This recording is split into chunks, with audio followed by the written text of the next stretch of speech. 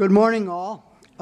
It's 9:16 according to the clock on the wall, which we'll use as our official timepiece for this. Today is January 25th, 2024. We are located in the County Board Room 1284 in the St. Croix County Government Center in Hudson, Wisconsin. This is the time and this is the place that were published in the papers and announced and posted and all those important things as the time for the January meeting of the St. Croix County Zoning Board of Adjustment. My name is Buck Malik. I reside in the town of Hudson. And I will now ask the other members of the board who are present and the members of the staff who expect to speak to introduce themselves and test their microphones. Mr. Miller? Yeah, Joe Miller, Town of Hammond, citizen member. Greg Telejohn, District 14 Supervisor for St. Croix County, representing Erin, Prairie, a little bit of Warren Township, and Richmond Township. Dave Nickum, Town of Baldwin, citizen member. Jason Cheezick, Community Development Director. Mike Wozniak, Land Use Administrator. Thank you all. Julie Peterson is taking notes and generally keeping things orderly here. Let me mention to those of you who haven't been part of our process before that we have on the credenza by the wall near the door where you came into the room, we have a sign-in sheet. Before you speak at our podium, we would ask that you sign the sign-in sheet. There are two reasons. It gives us a better chance at spelling your name correctly if in the record, if we ever need to do that. And secondly, by signing that, you take an oath that your testimony will be the truth. If you do that in advance, then we don't have to administer an oath to each one of you one by one as you come to the podium. So please do that before speaking.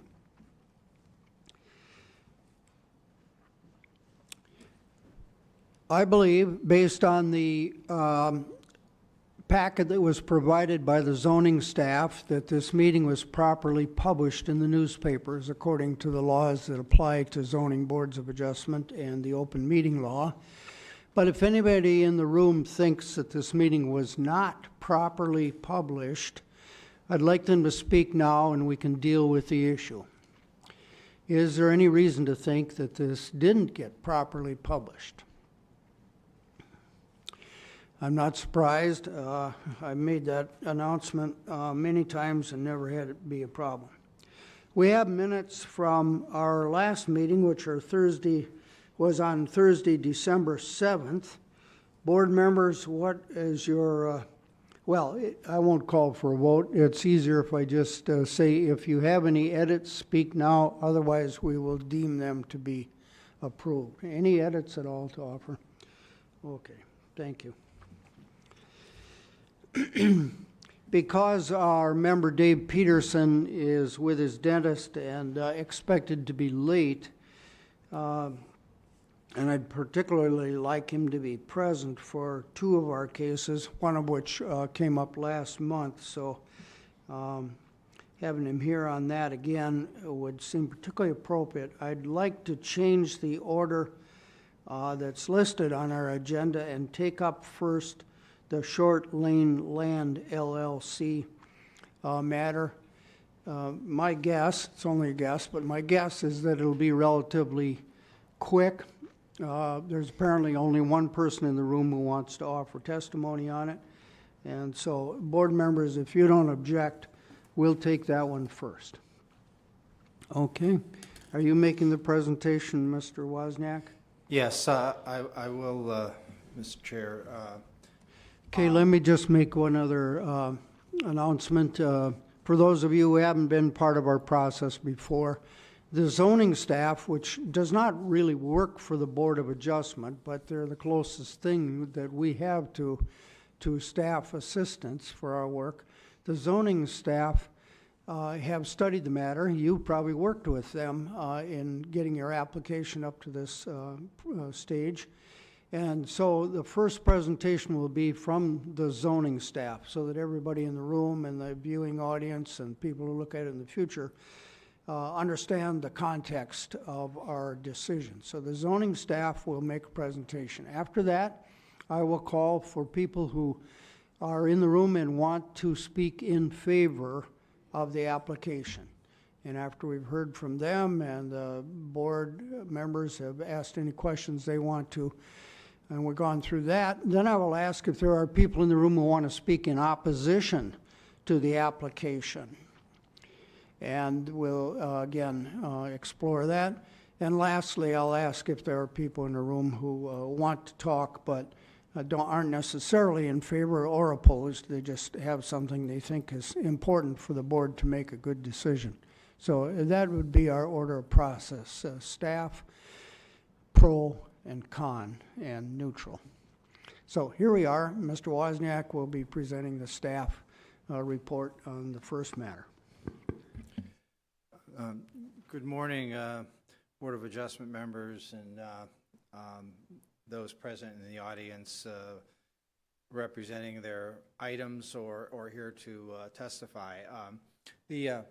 This item under consideration by the Board of Adjustment and scheduled for a public hearing this morning is a conditional use permit request from Short Lane Land LLC for an agricultural supply business to approve construction and operation of that business. The proposal relates to property and in the town of Emerald. The address noted here in the staff report, 1749 Highway 63. This is up in the north part of Emerald on the east side of Highway 63. And I would note that the property is in the county's R1 zone district, and agricultural supply uses are may be allowed by conditional use permit in that district. The here's a map that shows the location in the general area around it as well, more specifically. And let's see, I can cursor down here. And here is a view with the superimposed on an aerial photo. The site, a 4.96 acre site, was formerly a wayside rest area owned by the state of Wisconsin, and was sold back in 2014 and resold more recently to Short Lane Land, who are pursuing this agricultural supply business on this site.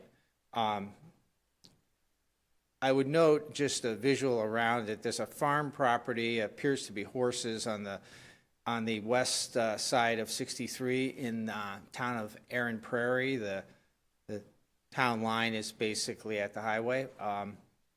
And there's a dwelling site to the south and to the north, and the owner that has the dwelling site to the south also owns the property that wraps around and abuts the east side of the subject property.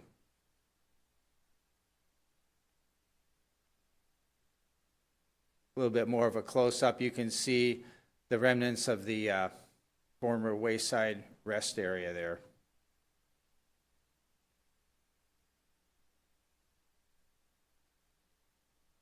And the applicant submitted a site plan that indicates they would use the existing access point and propose a structure that there's a structure that's 70 feet by 170 and includes two areas: a containment area that would contain any liquid or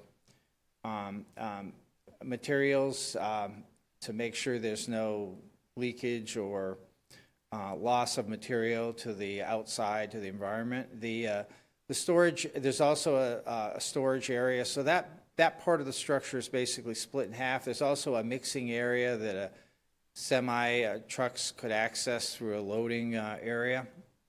and also a 26 by 40 section of the building that would be an office area.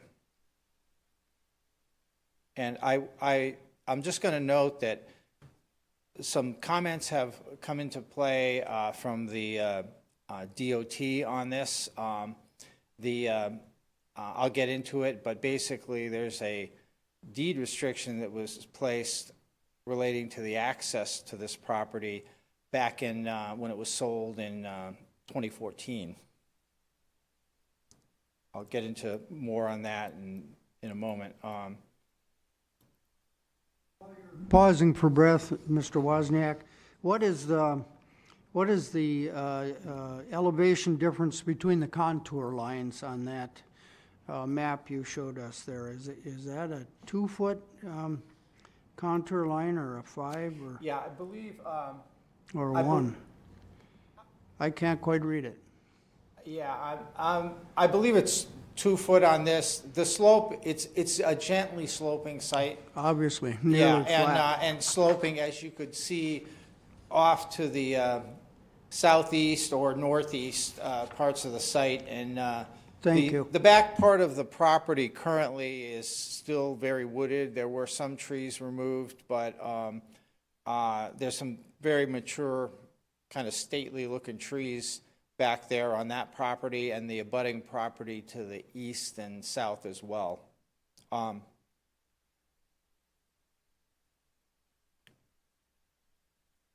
Getting back to the proposed structure, the applicant submitted some preliminary drawings to give you an idea of what this would look like and essentially what it is. And some cross sections as well.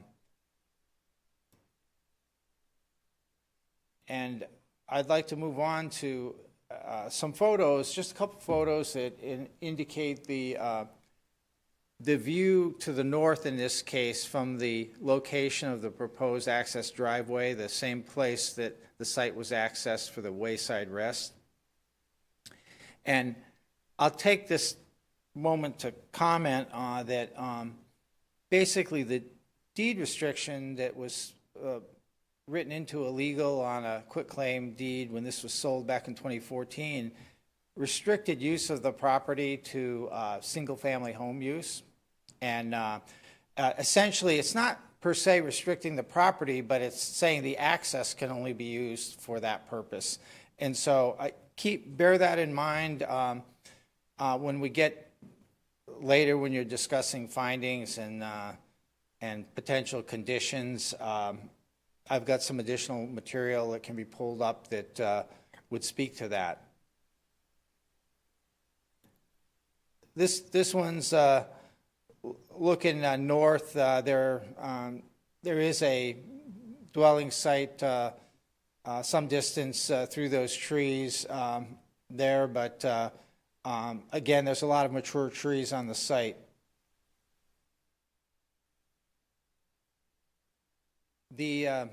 Another view of, you can see what was the parking for the wayside rest, and kind of looking back to the southeast actually in this view. Just another one kind of looking east or slightly northeast. Again, you can see what the cover is back on the back portion of this 4.96 acre site. I'm not going to go through all of the responses the applicant gave to the questions that I basically copied into the staff report. I'm sure the Board of Adjustment has reviewed them.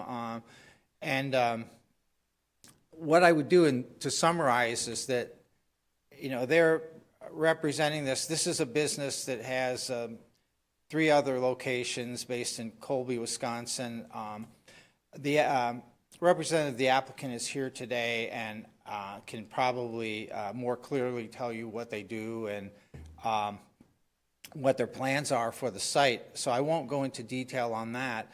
agricultural supply, seed coatings, agricultural chemicals, liquid, dry fertilizers, all the products that would support the agricultural community in the general area.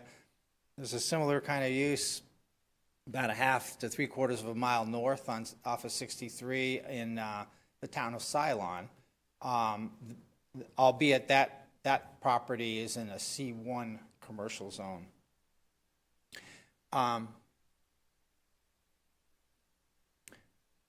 Let's see if I can negotiate the sensitive mouse here.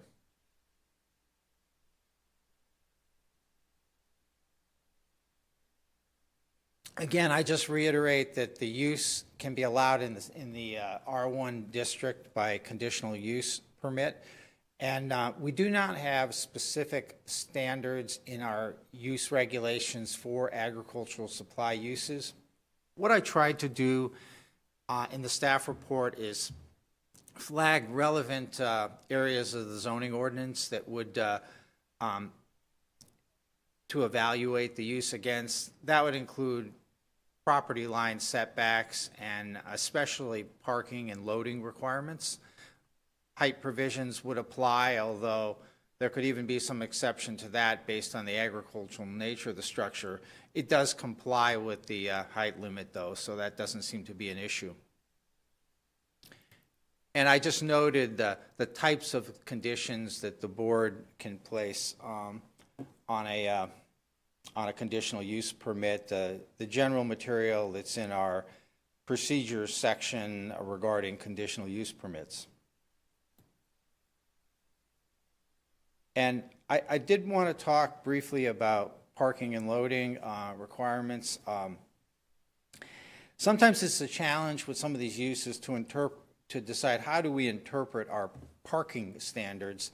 The bottom line on a site like this is the applicant would not be able to park on street. If the access issue is ultimately resolved by DOT, they're not going to allow parking within the right-of-way, so they have to meet their parking needs on site.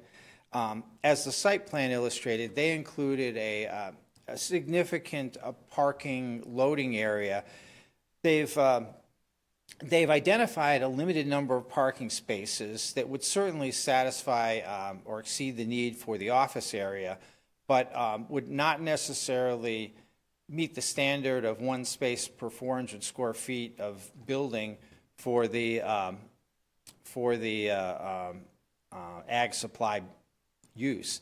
However, their large area, a lot of the incoming and outgoing traffic would be trucks, and they have a substantial area for circulation and loading in their identified in their site plan, and they certainly have additional site area if there would be a need to create additional formal parking.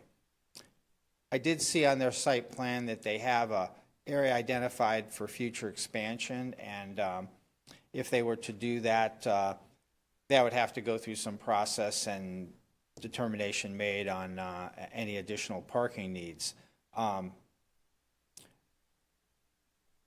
What I would say is I don't know that it's in the county's or the public's interest to create more impervious surface than is needed. So I think the applicant probably can best speak to how their layout meets their parking and loading needs. I did reference our ordinance requirements because I think they're very applicable to this particular use, and I think generally they satisfy them in terms of what their proposal is. They did not include a specific landscape plan, but I noted here in the staff report that they did include some verbiage to address this issue. They note the area adjacent to the parking loading area was left with its standing oaks, shrubs, and plants for a naturalized landscape and above 80% ground coverage. And around the parking lot, building and loading area, they'll be looking to do at least 10% landscaping. I would suggest to the board that if this project moves forward, one of the requirements that staff would be looking to see addressed would be a follow-up land use permit that would provide details on erosion control and how they're handling their stormwater runoff from their proposed impervious surfaces. And our ordinance basically provides with conditional use permits that those issues can be addressed with a follow-up land use permit. And that is, if you were to act to approve, that is something we would recommend with this. The other thing is regarding sanitary and water needs. We're not aware of a well on the site. There would be a well that would be subject to DNR permitting, and there would be a requirement for a sanitary system that would be subject to a sanitary permit through the county. And applicable requirements would have to be met for that. As I said, I already spoke to erosion control and stormwater management, and I found in calculating the amount of impervious surface, they're just under the acre requirement, but if they are disturbing more site area, they may be subject to a DNR stormwater permit, and we've made the applicant aware of that, and would expect maybe evidence that they've obtained that if they do exceed that threshold of an acre disturbance on the site. We have subsequently received comment from the town of Emerald, and basically they've recommended approval and didn't offer any qualifying comments regarding approval. And so that came in after the publishing of this report.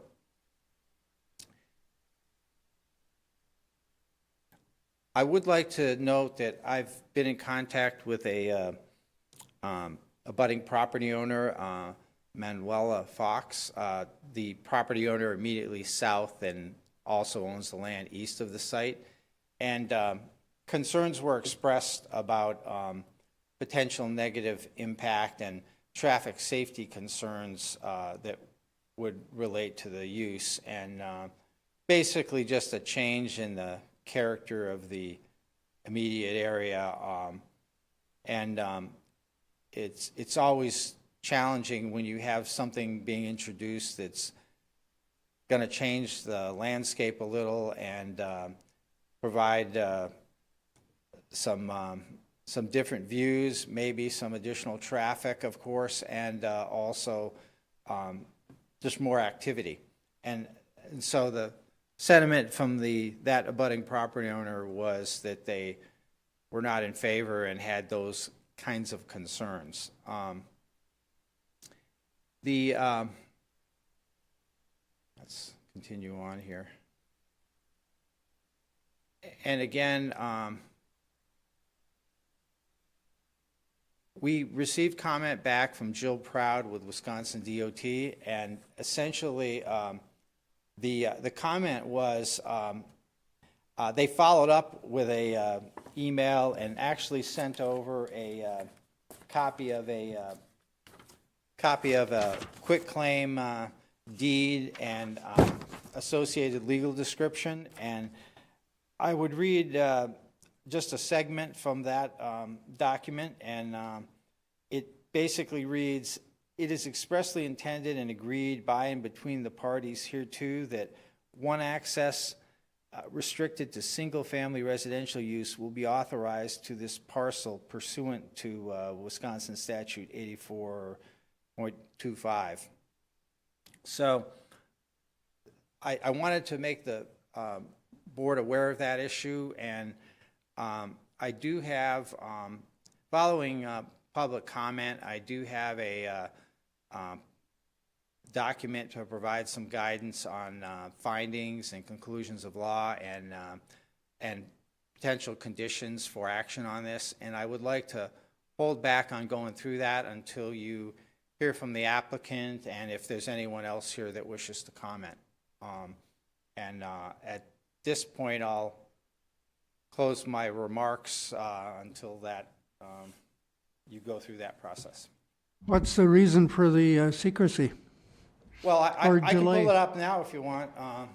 Well, might as well, I just you're there. wasn't sure if any new information would come. Well, true, but the applicant and anybody in the audience who potentially decides to speak might have a comment that relates to what you have to propose for the access. It sort of cuts both ways, and so Absolutely. we kind of tend to get the staff views out first before the public. Right? I agree. Yeah. Okay. Let's just reduce this a little bit. I'm trying to get it so it's most visible here.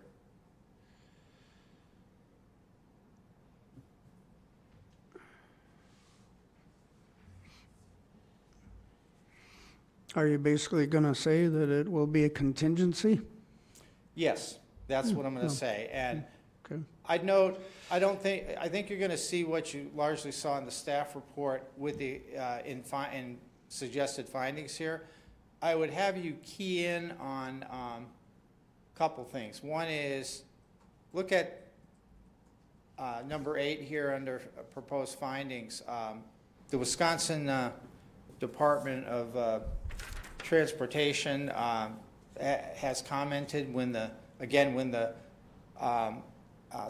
rest area was sold, they restricted the access point as a single-family residence access only, and they sold at the time to an abutting property owner, and therefore did not restrict the land, just the access point. And I'll note that the legal included with the quit claim deed, as I previously read when it was sold in 2014, included the statement in quotations here, and I've already read it, so I won't read it again. But so you can see. And again, we didn't have any comments from the town, but they did recommend that the board approve the CUP. So are you taking the position that restriction applied only to Raphael so-and-so, the buyer, and does not run with the land? It was filed on the deed when that deed was filed, and so I would believe that would apply, and the communication we've gotten from DOT suggested applies.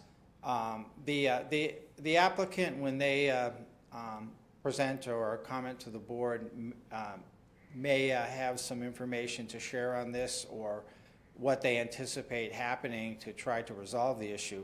But I think it's a stumbling block at this point. What I would say,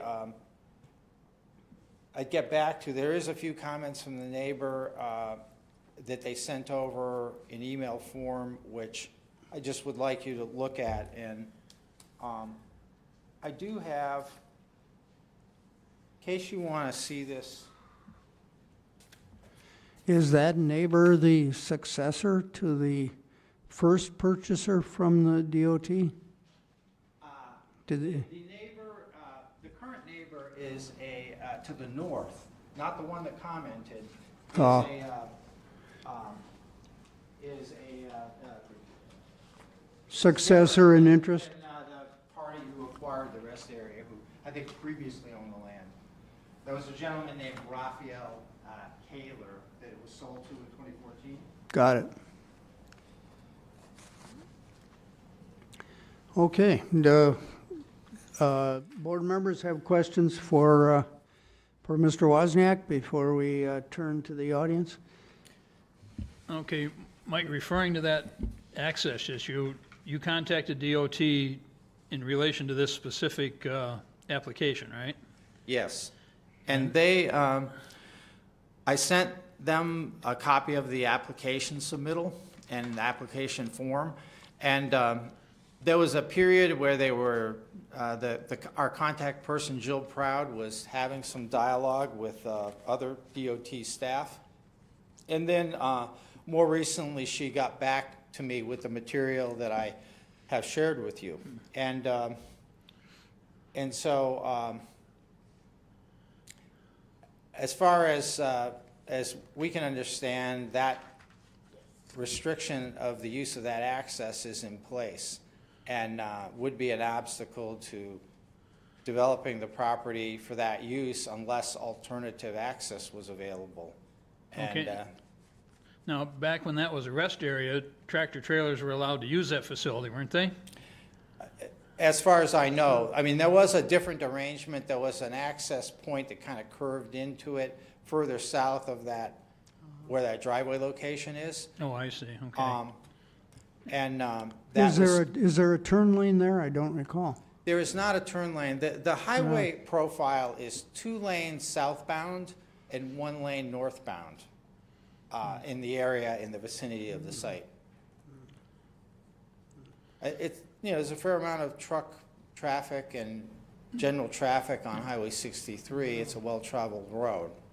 You know, it just seems to me when they installed that rest area, they took into account the traffic situation.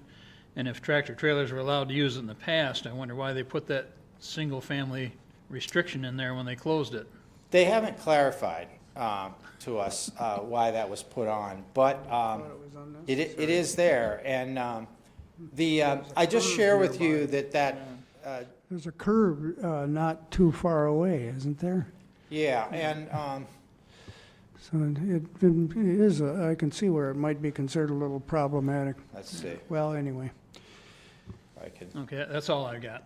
Yeah, how about the rest of you? Yeah. Okay, okay, Mike, you'll have another chance at the microphone. That's fine.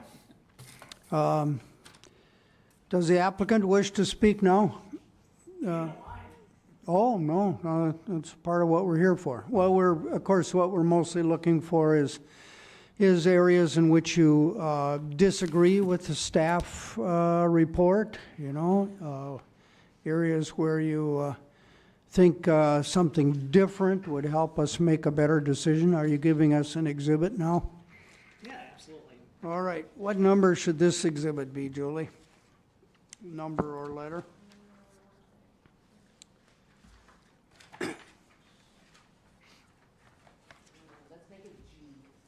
Okay, G as in golf.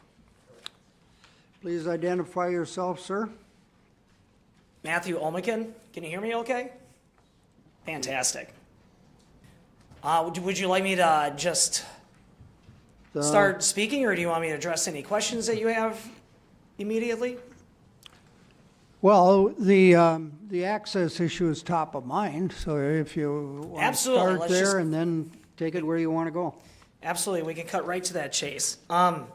We were made aware of that designation of that controlled highway access, and that was presented with extensive paperwork from the title company. And back in 2002, 2003, the Wisconsin DOT had a survey conducted, and they said that, according to that survey, they had over 2,000 vehicles that would travel on that stretch of road in a 24-hour period. But like I said, the last time a survey was conducted on that stretch of highway was over 20 years ago, for number one. And the other part that I would like to express is we've been in extensive and exhaustive contact, not only with Jill Proud at the Wisconsin DOT, but also with the land use office for St. Croix County. And if I can reference a timeline, I have copies of this timeline too, if you feel like you want to reference it yourselves.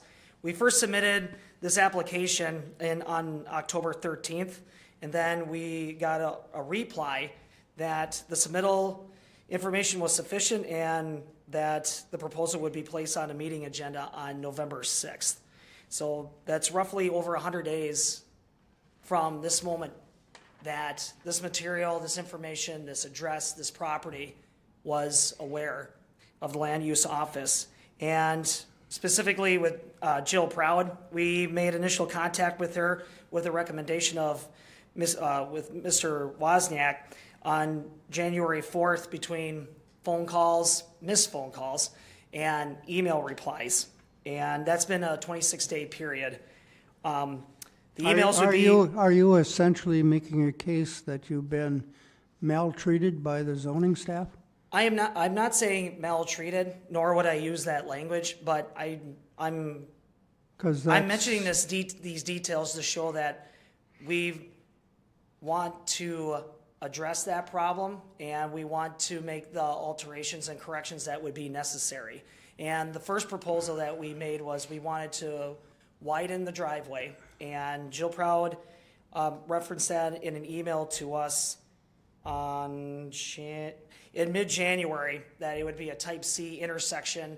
We would put in a sizable culvert so that water can move through in an effective fashion. But then 2 days prior to this meeting, Mrs. Proud said that there's a restricted access on that drive. We're going to look into it to see what we can do. So it's apparently open for negotiation, you're suggesting? Yeah, and I think and digging a little bit into the Wisconsin state statutes, 84.25, it's exciting reading. I would recommend that to anybody. Thanks anyway. I get it. That's also on this timeline. If you wanted a copy, I highlighted the specific subtexts for that state statute. And there's multiple examples, specifically with a case that was Hoffer Properties LLC versus DOT, where DOT was given law-abiding powers to redesignate and redescribe access points on a highway if deemed desirable and necessary. And that could start from county board level with DOT as well. Sure. So it sounds like you seem to be agreeing with the staff that you'd like to see this board approve your application contingent on your resolving the access issue with the DOT. Mm-hmm. And then you'll go off and the DOT has the authority to modify this deed restriction, and that's what you'll hope to receive. Am I summarizing it correctly? Correct. And if we were made aware initially that this was going to be a huge roadblock and issue, we wouldn't have been pursuing this far. Through verbal exchanges and conversations over the phone, that this access point wasn't something that would be a deal breaker, if I can say it in those kind of terms. That through the working parties and through discussions, that if we needed to and have to, we would be more than happy to make that an access point that's safe and effective. Because, as for our business too, that's top priority too.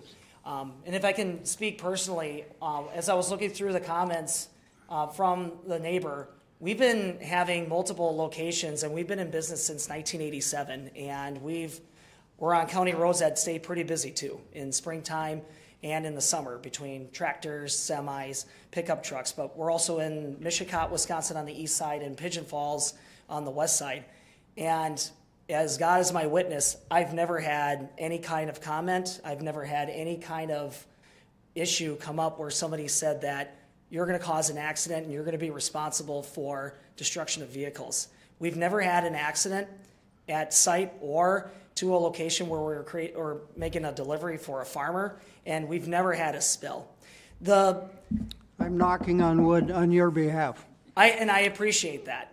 Well, we started out as a family farm, and when I was 2 years old, my dad had a vision that he wanted to... I'm going to stop you. I'm sorry. Here's the reason, not to be disrespectful. I'm sure you have a wonderful family story. Indeed, I've read what you included in your application. Thank you. It's compelling. However, we have to make our decisions without respect to persons, without respect to the individuals who are before us. We've got to make our decisions just as though you were going to be run over by a truck on your way leaving here, and your nasty brother-in-law inherited the business, and he did everything wrong that you intended to do right. In other words, we must make the same decision, whether we have a villain in front of us or a saint. Correct. So I don't want to say it doesn't matter, but it doesn't matter. Absolutely. So if I could see, why don't we get, to, now, with respect to the surface water management, I think you heard Mr. Wozniak say that one of the conditions that they would urge on us is that you be required to have a land use permit. And of course, that's a natural thing. And one of the most important things that it will cover is surface water management. Now, Ms. Fox, your neighbor to the south and east, would be the recipient of any water that ran off from your property. And, the general law is that people must live with the water that has always flown from property A to property B, if you will. But people have a right not to expect more water than historically ran from property A to property B. So that's the long way around of saying that the land use permit, which you submit, will have a requirement that flat as your property is, it must provide for a major storm when the ground is frozen that might send water off to the southeast to your neighbors. So you might have to have a sort of a berm or a pond. And I see you've got one pond indicated there, and the engineering analysis will have to show that it will catch the water from a major flooding event and not send it to the neighbors. Having gone on and on about that, is that agreeable to you? Is that the kind of thing that you have in mind for dealing with surface water management through a land use permit? absolutely. And we've been engaged in discussions and working with Cedar Corp, and they would generate that plan with us. And I actually spoke to that gentleman last week when he was talking about this retention pond, and he said that he would design it to be able to hold the same volume of water that you would see in a 100-year flood, which I don't understand what that means, but he knows what that means. 100-year storm, yeah. Correct, and it would go through location of the eaves troughs. He would tell us where we want to leave natural vegetation. Water is an important part of our business structure too, because we're huge advocates for conservation agriculture. We constantly advocate for better land use management, pollinator habitats, prairie strips, minimize tillage, soil health practices. And I already told my older brother and my dad that I plan on establishing pollinator habitats in spots that would suit fit, that would correlate with what the engineer is asking for runoff issues, plus to increase the aesthetics and the wildlife enhancement of that property as well. Great. Other board members, do you have questions for Mr. Omican? No, guess not. Anything else? Dave does have a question. Do you have tanks stored on this of chemicals? So in regards to chemicals or even fertilizer, we're not planning on having bulk fertilizer at the location. Potentially down the road, we might consider having liquid fertilizer, but that would be in those would be in tanks. But that's not within our 10-year plan right now. As of right now, if that building gets built, we would have chemical in 2 by 2.5 gallon package containers, and they would also be in 265 gallon cage tote containers. So there's not going to be these big 10,000 gallon chemical tanks there. The containment area, is that covered? Correct. So there's the containment area will have thicker concrete and more beveled edges in accordance to what DACAP and RATS Engineering, they work hand in hand to establish there. And that's going to be in our worm storage containment where most of the chemical would be stored. So, when RATS Engineering and DACAP look at that facility, they tell us exactly how much concrete, what kind of beveling would need to happen to contain a hypothetical amount of any chemical that, God forbid, that would happen to escape containment so that it would stay within the building. But it's all under one roof. Mr. Wozniak, did you have a point? Well, I was just going to say that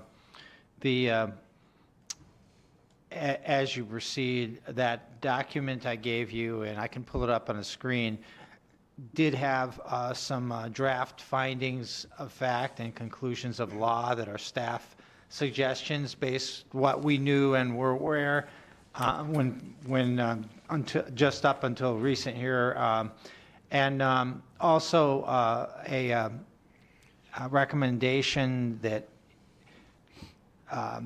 if you opt to approve this conditions, and the primary thing in there is addressing the follow-up land use permit, primarily to deal with the water runoff issues, and then resolving, the applicant would have to show evidence that they've resolved the access issue.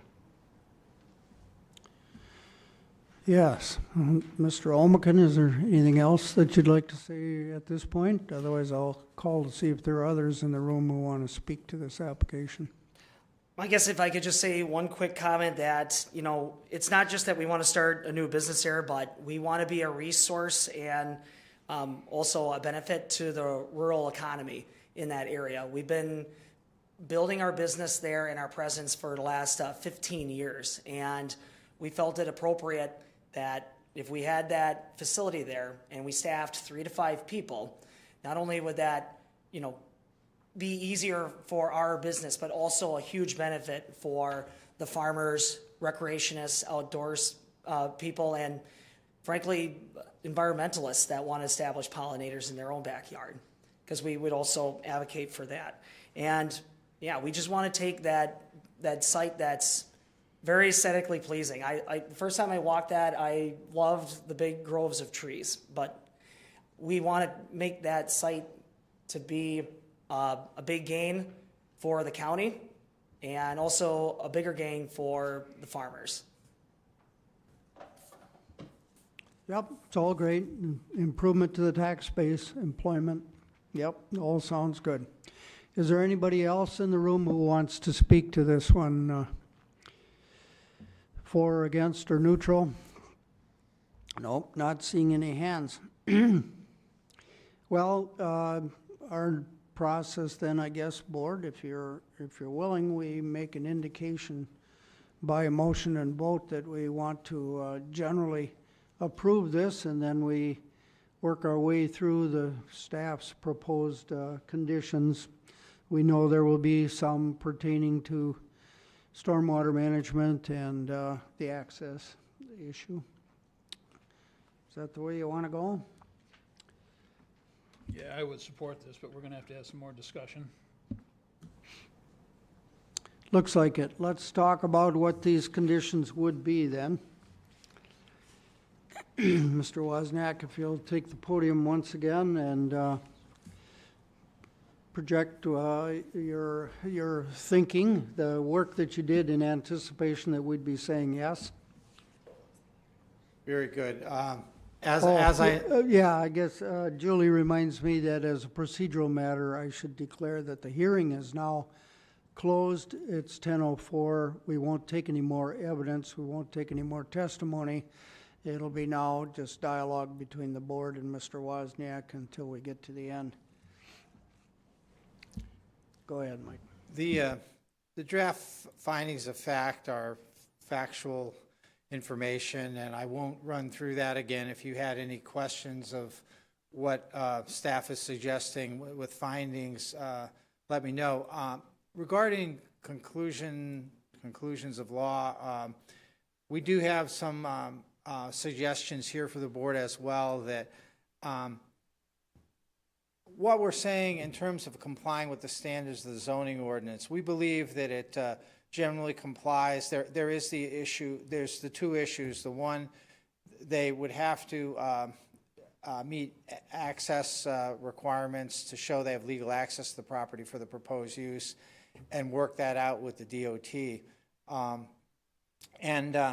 Secondly, I just say there's some follow-up work needed with the land use permit on the stormwater management. I have no doubt there's sufficient site area to properly address that, and if the applicant, pardon me, has a qualified professional, that should be a relatively quick process to put together a submittal for a land use permit. And those are considered administratively by myself and our staff. So we can turn them around quickly if the material is meeting requirements. The use. You didn't particularly call out a potential DNR permit. It seems a little unlikely, but would that would be covered under condition number 5 if we Yeah, let me adopt cursor the down. staff recommendation? That would be a other required state permit, huh? Yeah. Regarding possible action, again, if you're inclined to approve this item, the key things here in what we've put in prospective conditions are that they develop and operate consistent with the submittal they've given, albeit if there's any modifications due to the land use permit in terms of the site work and water management, they would also have to comply with any conditions associated with the land use permit or the plans that they submit as part of that. And so I note that the applicant shall obtain a land use permit to address erosion control and stormwater. They would also need a sanitary permit from the county and would be subject to our Chapter 12 sanitary code requirements on that. And then what we'd be looking for is before this moves forward with construction or maybe subsequent permitting by the county, is that this access issue is resolved. We may not hold up subsequent permitting, but we would probably condition it as we believe this should be conditioned, where work doesn't proceed. They don't proceed to construct or operate until that issue is resolved. And they provide some evidence of that. In regards to any other applicable permits, I mentioned that they could trigger a stormwater permit from DNR. Their consultant should be able to advise them on that. Also, they would be subject to a building permit through the town, of course, as well. And we have a couple standard conditions down here on 6, 7, and 8 that you've seen many times, and I won't read through those, but if you have any questions. So I guess I would just say we'd like to know that you're comfortable with the findings and conclusions of law as the drafts that staff has put together, or if you feel you need to discuss and dialogue about those. And then this is the guidance we've provided you on recommended action. Again, if you're inclined to approve this item. Yeah, Dave, is it critical to your approval that they not have bulk storage of liquids for the first 10 years as it came out in the testimony here? Or would you approve this even if they, their business plan changed and they decided that there was a market and they would be having bulk storage of liquids in the second year, as long as it's all undercover? Or was that not a critical factor in your decision? No, I think as long as it's covered. I understand the complaint from the house at the south, the property owner at the south. Whenever they're loading or unloading freight, there's always a chance of spill. And, but I don't think that's grounds enough to stop it. But as long as it's covered, I guess, I think I approve of that.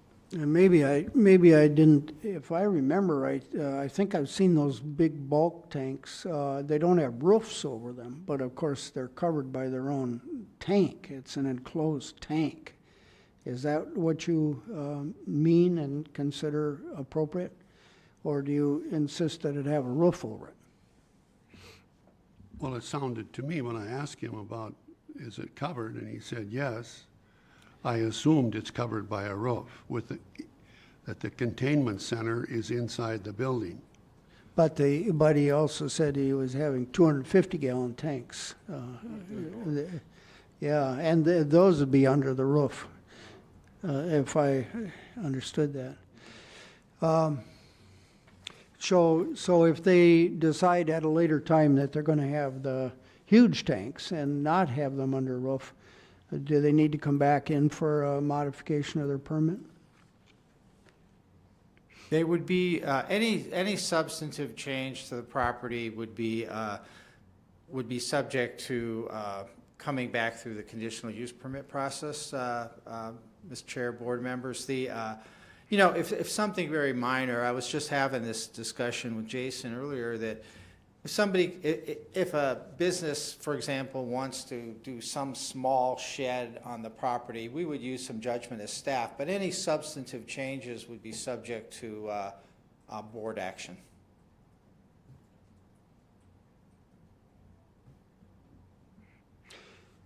So if that's important to you, then we need to put that under number 11. Mine is highlighted with a yellow marker that says additional facts to be added based on testimony heard by the board. So that would be additional fact. For example, applicant said no bulk storage for first 10 years.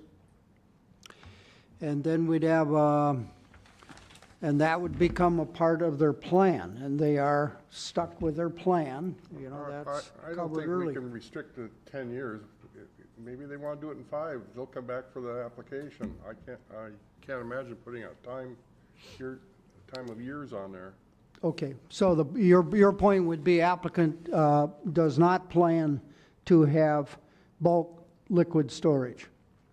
And the significance of that would be when they change the plan and want bulk storage, they come back. Yes. All right. I would probably be a little more lenient than that and just let them do it whenever they want to do it. But because I understand that to be a typical thing in this sort of agricultural support use. But if that's important to you guys, then we need to put it in here. I guess the issue with me, if you could have a bulk storage in the building, and I certainly wouldn't have an issue with that. They could do that anytime they want because it's in the building. But any kind of bulk storage that's outside would be the issue and subject to appropriate regulations. Because a lot of these farm chemicals, if you freeze them, they lose their capability. So they have to stay heated.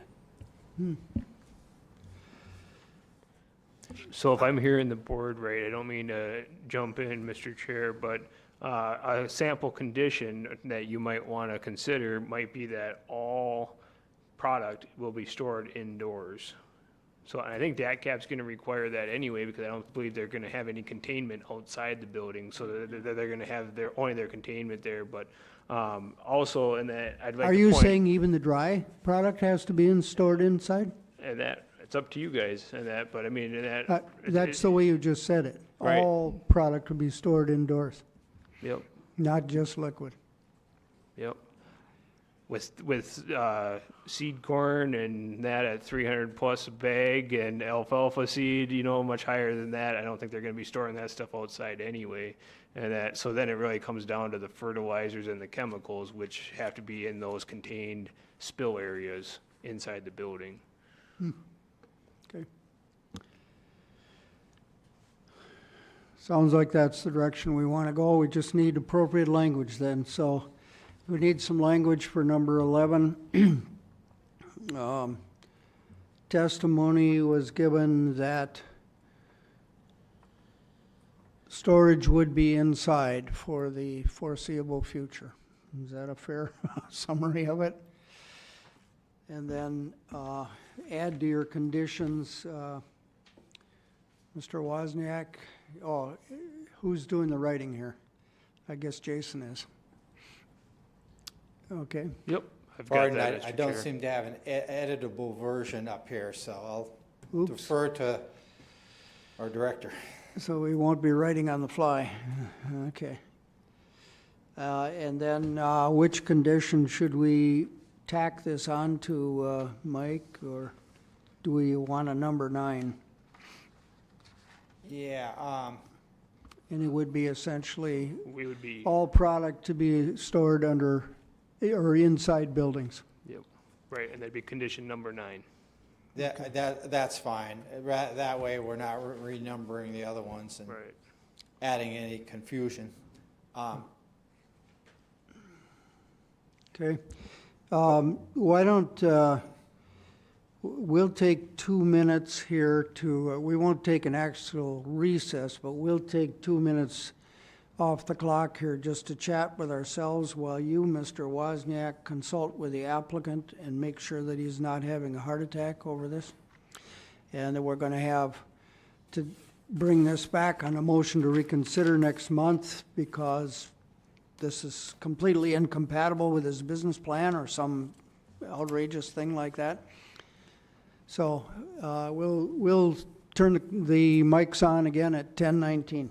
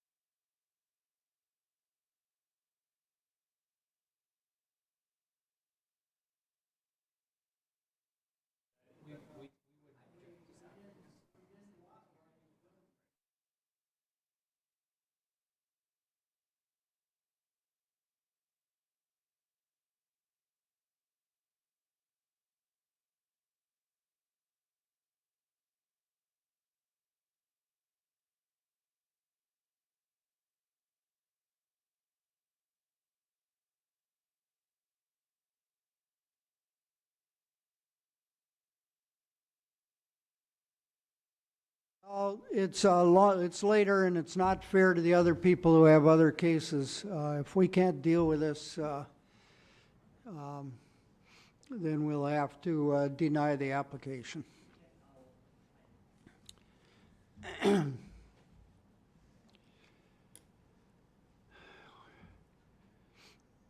So what's the word? I don't see anybody laying on the floor from a heart attack, so I guess it's going to be acceptable. Yes, Mr. Chair, and that the applicant, after going over all 9 conditions with him, has agreed to the conditions as being reasonable for the application. There was some conversation about the DOT access and what the county's role was with the DOT. I informed him as part of staff that the county doesn't control the DOT standards.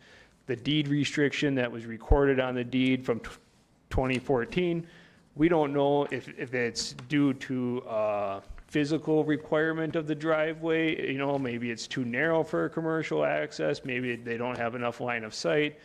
Anyway, it's not in our realm to enforce the DOT standards. So that's what we took and relayed to the applicant, and they'll be working with the DOT to make sure that they have approved access for their use. So that's all I've got. So, board members, it looks like we would be ready now for a motion to approve this, consistent with our prior, test. They indicated that in general you want to approve it, but now you would be approving it with the specific conditions and the findings of fact and conclusions of law that have all been laid out here before us. Any more discussion before somebody makes a motion? Nope. We're in the right general framework here. Okay, motion's in order. I'll make a motion to approve the application with item 9 added and the other discussions. And that little bit on findings of fact referring to the testimony that we had. Right, yes. Yep. Good. Is there a second? I'll second. Okay. You caught that, Julie? Good.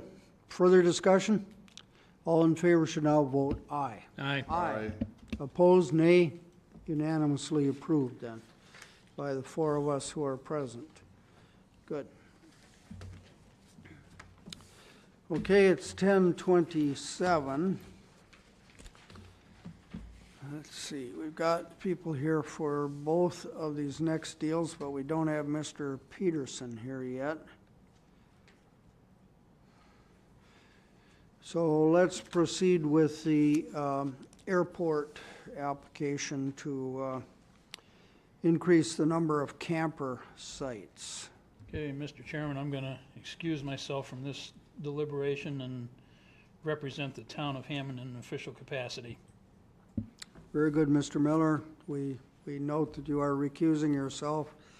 It's all for those who are observing the meeting or reviewing the record of the meeting at a later date or reading a transcript. What we have here is a motion to, or an action, it requires no motion, an action by a board member to recuse himself from the deliberation and from the vote pertaining to this matter so that he can represent an affected party, shall we say, the town of Baldwin, and Mr. Miller is the person doing that. It's important in the process of boards of adjustment that not only there be no actual conflict of interest, but if possible, that we avoid even the appearance of a conflict of interest, that every application gets considered strictly on its merits, fairly and even-handedly. So thank you, Mr. Miller, for taking that proactively ethical position to recuse yourself. So, the staff report. Very good. This item, Board of Adjustment Chair and members, and involves a request from the Baldwin Airport Properties LLC requesting a conditional use permit to expand an existing campground under our ordinance, applicable ordinance provisions, 15.285.2 indicates that campgrounds may be allowed in the R2 zone by a conditional use permit. And I'll note that, let me just cursor down here. The property is located in the town of Hammond, and it is just east of the village limits of Baldwin. The airport skydiving operation has been around for decades now, and the campground operation as well, with an initial approval for 17 sites back in 1994. Let me just find my way down to the staff report, I think, which was after the application materials here.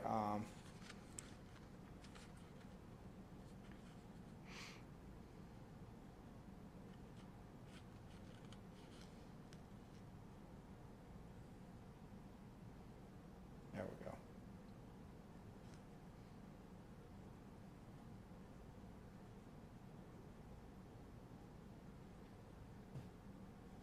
There's the property in question is at 226 County Road J, and it's the campground part of the operation sits on a 34-acre parcel, but there's another 19-acre parcel that is contiguous that includes part of the airport runway and is part of the land holdings of Baldwin Airport properties. I'll note that Kerry McCauley with the Baldwin Airport Properties and his wife are here today, and will be able to either further present or answer questions that the Board of Adjustment may have regarding this request. Just to summarize, this came to the county's attention basically a year back from last fall, and we'd been working with the applicant over a period of time to have him either bring the operation into conformance with the 1994 special exception permit that, again, authorized the 17 campsites on the property, or request. Excuse me, Mr. Wozniak. I want to note for the record it's 10:32, and Board Member Dave Peterson, representing the towns of Warren and Kinnickinnick, has come and has joined the board. Go ahead, Mike. Sure, no problem. Basically, the special exception allowed 17 campsites, and it included provisions for a sanitary system being constructed that was subsequently constructed and serves the airport operation as well as the campers. The issue was, I think somebody tried to vote in the town election and gave that property as their address, and so the town was concerned about that, and that initiated some dialogue, and frankly, there hadn't been any complaints or issues over the 30 years that the operation was there, and so staff looked into it, and we've had a constructive dialogue with Mr. McCauley, and it's taken a little time to get a submittal with sufficient information details to consider changing the approval for the campground operation.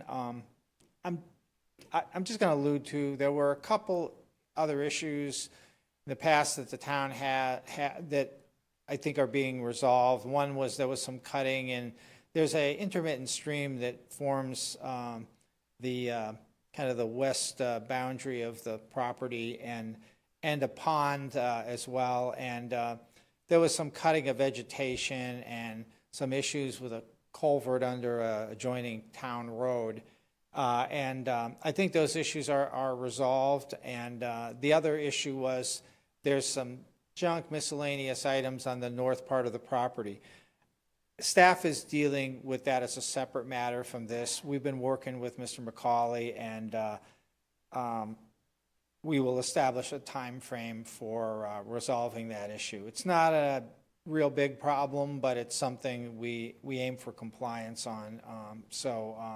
And Mr. McCauley has indicated he's willing to work with staff to bring that part of the site into conformance with our junk provisions.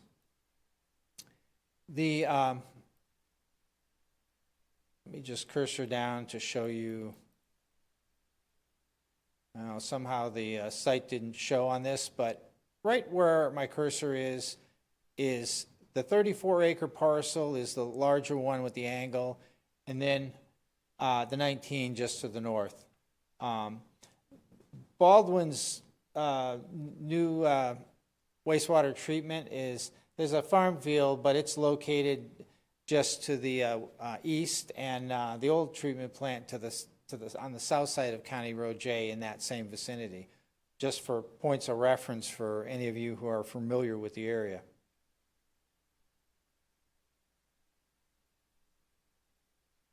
I'm pulling up this plan just to show you this was what's in effect and what was approved back in 1994 by the Board of Adjustment, and it identified 9 campsites up a bit to the north of the airport hangar office structure, and another 6 down in this area. Actually, you can see how this is laid out, and then identified where the sanitary system would go at the time. And at that time, I know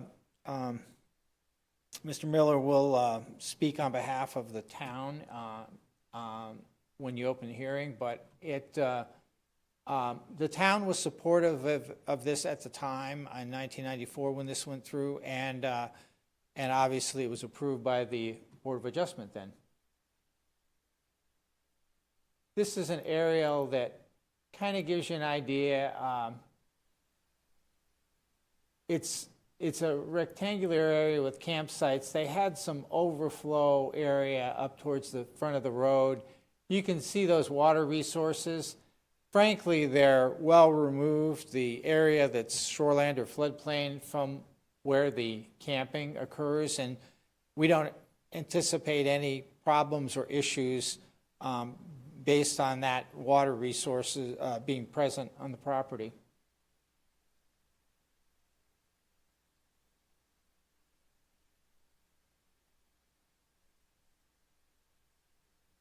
I'd like to show you, this is a proposed layout that Mr. McCauley has provided some additional detail on the layout of the campers, and also there's electrical services noted. This layout would require a change to what's out there now. Currently, the nearest row does not meet a required minimum 50-foot setback from their east property line. So this revised layout would do so. They've also identified areas where they would have parking, and there is a requirement for minimum of 2 parking spaces per campsite, and what they're showing exceeds that, and presumably would also accommodate the day use of the skydiving operation, which we're not really considering action related to that, but it's all on the same site. And you can see from this plan, there are restrooms and showers noted in the building, and what the applicant, the way they represented this is that water or sanitary services to the individual campers are not provided with this, and they utilize the restrooms and showers in the hangar office building, and also the spacing, I would suggest, there is a minimum 10-foot requirement on spacing separation between the camping units. And with this plan, Mr. McCauley is proposing to comply with that requirement. I did include in the staff report some recommendations from the town of Hammond. Mr. Miller may have some additional discussion or comments to offer on behalf of the town. So I'll continue and just show you. There's a question, isn't there a contradiction in that sketch that you were provided? It shows 5 spaces down towards the south, and 7 by 6 is 42 up to the north, and that's 47. Correct. But the label says 50, oh, that's parking spaces, forgive me, I'll withdraw that. Well, 50 parking the spaces. number, there's 5 campsites shown here, and then there's additional parking. This is one area where the town does have an issue with the campsites along County J, and I'm sure we'll have some discussion by the board in respect to that. And also, I would note that there is a requirement that parking areas have to be set back at least 20 feet from right of way.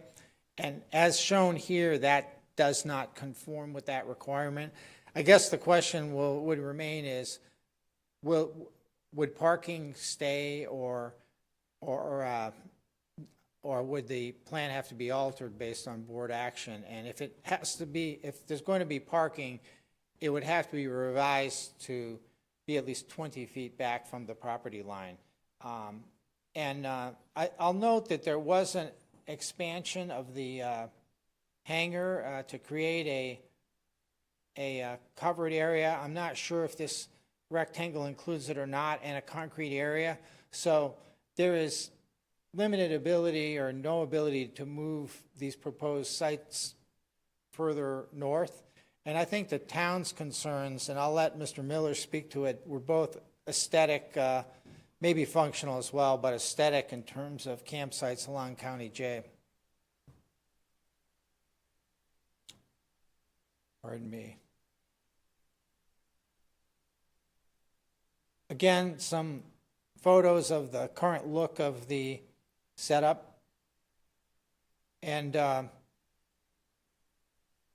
the request is for approval of a conditional use permit to allow for the 47 campground sites. And basically, the applicant has said that there have been over 40 campground sites on the location for over 30 years. Well, I've only been around for almost 4, and hadn't heard about this until, again, a little more than a year ago now. And so clearly, at the time, it was developed, pardon me,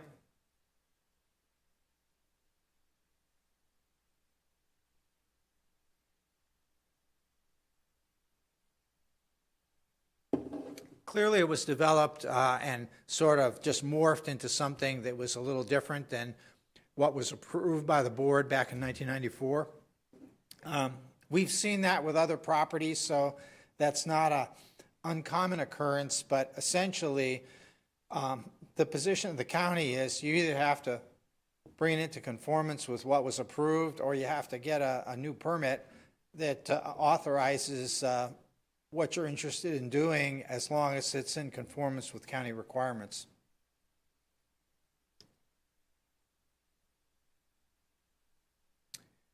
I'm sure you've looked at the applicant's info included in the site. I kind of called out that parking issue I had alluded to.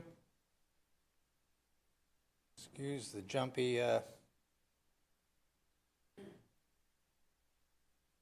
computer here. In terms of sanitary, again, the system was permitted and constructed, I believe, about 1995. It was, and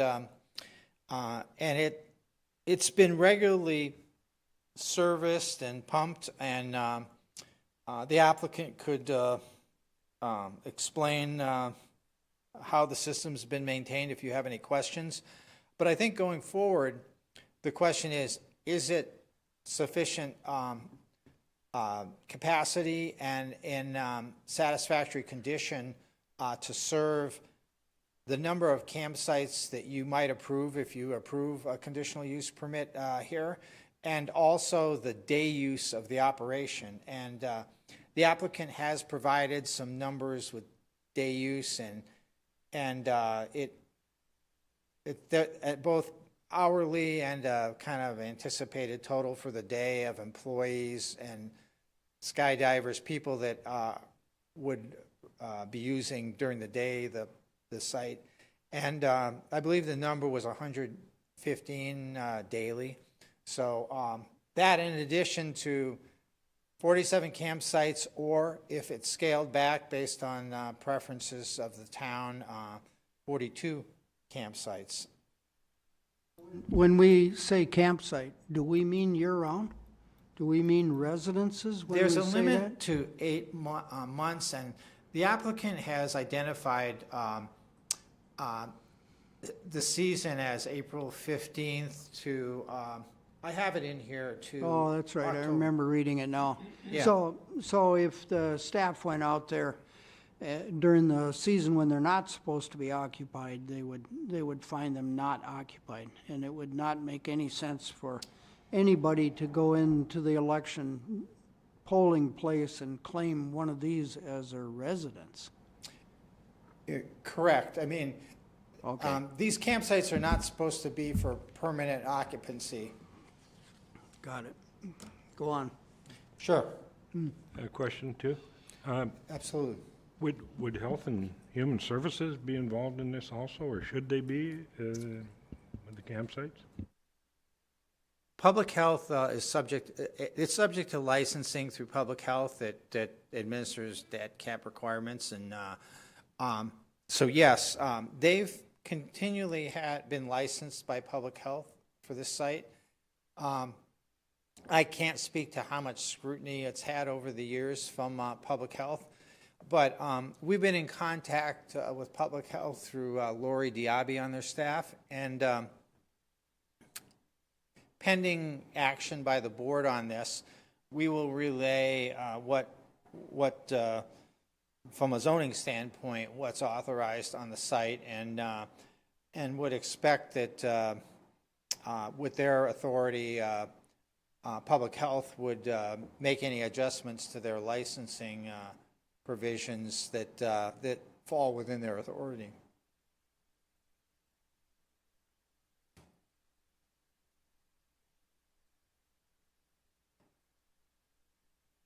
We do, unlike the agricultural supply business, we do have provisions in the zoning, which I've included in the staff report that you've seen, relating to use regulations relating to campgrounds, and did include these in the staff report. And I'll just summarize a few of these. It's an existing operation. They have a well that's regularly tested. They have a sanitary system that's been served regularly. It wasn't evaluated to serve 47 campsites because at the time, in 1994, when the zoning approval came, it was for 17. So hence, there's a need to look at that. And again, I had alluded to the 115 customers and employees per day. So there may be overlap between who's using the campsites and the day use, but we asked for some numbers to be provided so we would have some frame of reference of what sort of activities occurring on the site. The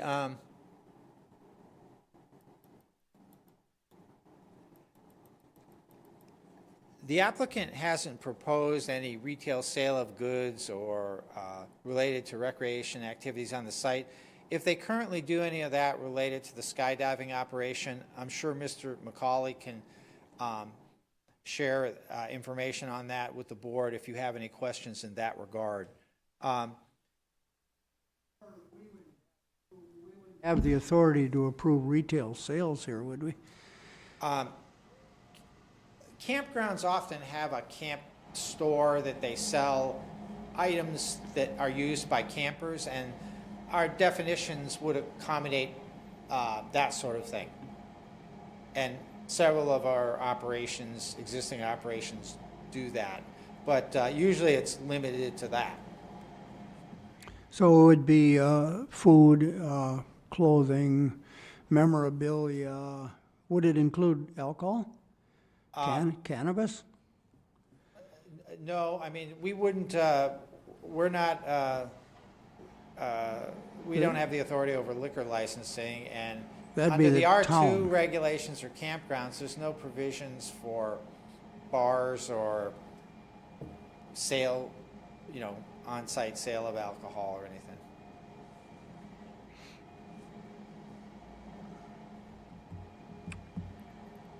And I would note, just for your interest, that I haven't found any record of complaints other than what came to us a little more than a year ago over the years about this operation. It doesn't seem to be complaints. Mr. Miller may share some other thoughts or sentiments or have some a little closer information, but nothing's come to the county about issues about the activity on the site, you know, behavior of campers, noise, anything like that. Did you check the sheriff's office? We haven't checked the sheriff's office, but no one's indicated to us that we should look there. It's been mighty quiet in terms of any public comment or So questions you're raised. just talking about looking at the zoning department files and not finding any Correct. complaints? The issues we're administering regarding zoning. All right. Yeah, we haven't heard anything come our way on this site. And again, if Mr. Miller has any other information, I'm sure he'll share that. There will be a need to reconfigure it, and the question is, to what form? Some of the comments we received from the town related to, again, wanting the sites along County J to be eliminated, and also to create, for safety reasons, to create a drive aisle up the center of the rows that would be 20 feet wide as opposed to a minimum 10, so that presumably that would be better for fire safety, fire truck access, that sort of thing. And also that they wanted to see that the units were all licensed and on wheels, like, so that they could be moved in case of emergency. And they wanted, of course, to make sure that sanitary provisions were being met. That's something the county and public health would be doing anyways based on our respective authorities. They did not want to see any appendages to the campers, porches, lean-tos, possibly decks, and wanted to see those restricted.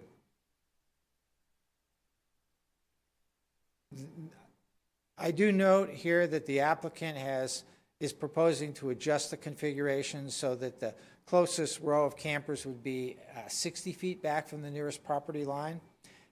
Minimum requirement's 50. And I'm referencing a provision here regarding in section 15.322 that basically states the operator may designate no more than 20 campsites per acre of campground, and the campsite is limited to 6 campers or an individual family per site, and no more than 80 campers per acre in a group campsite. Well, the Airport Properties LLC has 53 acres. They have the campers laid out in a fairly compact fashion. You know, if you look at the measurements. But in terms of overall density based on the property, it's pretty low. So staff doesn't see this as an issue or a problem, but I just point out the way our language reads in our ordinance to the Board of Adjustment. If you got any questions about that, feel free to ask or dialogue about it. Again, I kind of called out the town's issues about creating the drive aisle and having 21 campsites on either side is the way the verbiage that was passed on to the county for comments read. And the applicant, to our knowledge, the applicant has garbage refuse service and verbally stated so. I don't believe he addressed it in his submittal, and if the board has any questions about that, I'm certain that Mr. McCauley can address how those matters are handled on the property in general and specifically for the campground part of it. We do require that a campground office be designated. The office location is noted in the hangar office building, and to fulfill our requirements, that would have to be clearly signed or labeled on site, and they would be subject to meeting that requirement. Also, we have a requirement regarding a durable sign that's in public view, wording emergency communications, and this may be a little antiquated since people have cell phones these days, although sometimes cell service can go down. So basically there has to be a telephone made available for emergency use. And I noted further that although the site plan, and there's been more than one iteration, is fairly rudimentary, it illustrates a layout that would conform with minimum standards. The question might be, should the layout be altered to address town concerns? And that, of course, is up to the Board of Adjustment. Mr. McCauley will offer his comments on the town's position on this as well when you give him the opportunity. I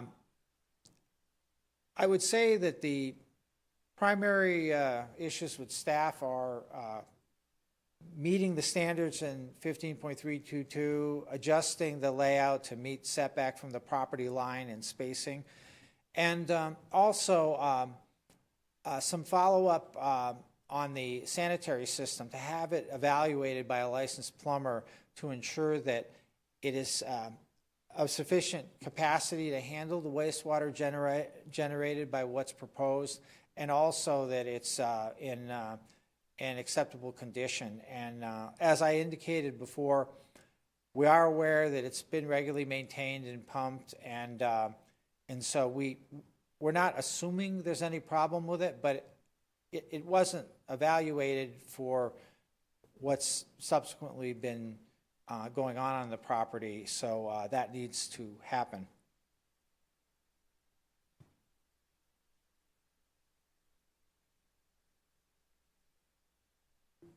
I think I'm more or less finished, and again, I have a draft findings and staff recommendation document, and just so you have a little time to absorb that, I can pull that up on the screen. Can I ask a question? Yes. If we didn't approve this conditional use permit, what would happen with the sanitary system? Well, the sanitary system is there, and it's serving the airport. I mean, so, it will be evaluated anyway? Do we need that in this permit? What I'd say is the concerns about it would be different if the campground either went back to the original 17 sites or was eliminated altogether. Then the demands on that system would be for the day use of the property and not for potential camping use. So, yeah, if we had any concerns, they are required to regularly service it and have it pumped, and that would be ongoing. I mean, I don't know why it's in this conditional use permit request. Well, because when it was installed and designed, what was proposed at the time was not 47 campsites, it was Right. 17, and the airport use. But we don't approve sanitary permits, do we?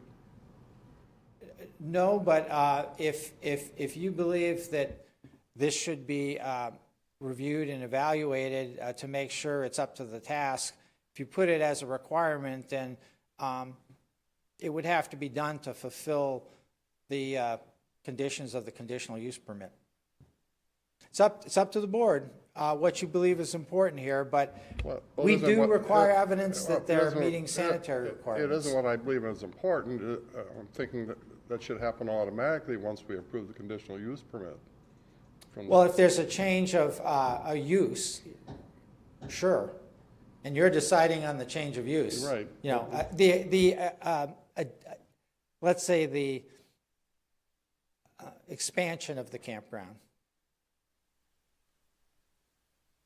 So if we deny the application, the sanitary system will be evaluated based on 17 sites and its day use. If we grant the application in its full context, then it will be evaluated at 47 and the day use. Yeah, I mean, Is that right? if the applicant were to bring this back to what was approved in 1994, then and be in conformance, then I'd say our staff would have to determine if there's any reason to suspect that the system's deficient to service what was approved and what can be done under their valid special exception permit. Well, you would certainly have facts to suggest that it was not designed for this much use and therefore it was worth looking into, wouldn't you? I can't imagine otherwise when you triple the number of campers. The one thing I'd share is the assumption that the county has to make is if you've got 47 sites or 42 sites, whatever you have, that they could all be used. Mr. McCauley has indicated that a lot of those sites are not used, but does want to have them available. So our presumption is you need a sanitary system that has sufficient capacity and is in an acceptable condition for the proposed land use. But the campers aren't using a sanitary system. They're dumping, right? We're told they use the restroom and Right, the and showers restroom, on site. But the campers, the physical campers aren't hooked up to anything. Correct. Well, yeah, but they won't, if those campers are on site there, they're not taking them off. So that sewage has to go somewhere. And it is probably gonna go into that septic, and that But they're concerns me. dumping or pumping, right? The applicants included, they're not connected to water. So you could ask Mr. McCauley to further explain just what's happening, but we're being told that they're utilizing the facilities in the hangar office building. Mr. Chair, if I can add, and that just as the sanitary world with a campground, there's a lot of different conflicting codes in that to a certain degree, because the health department will be enforcing the Department of Ag's ATCP 79 code, which requires a certain number of bathroom facilities, and that based on whether the camping unit is a dependent or independent camper. So an independent camper would have its own bathroom facilities built into the unit, whereas a tent site would be a dependent camper. So there's provisions like that. There's also provisions in regards to how far those bathroom facilities have to be, and that to a bathroom facility.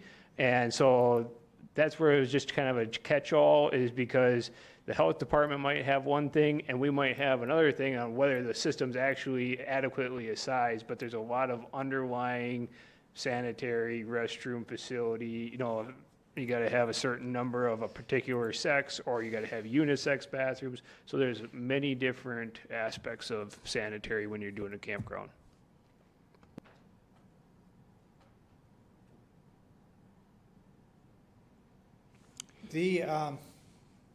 I think the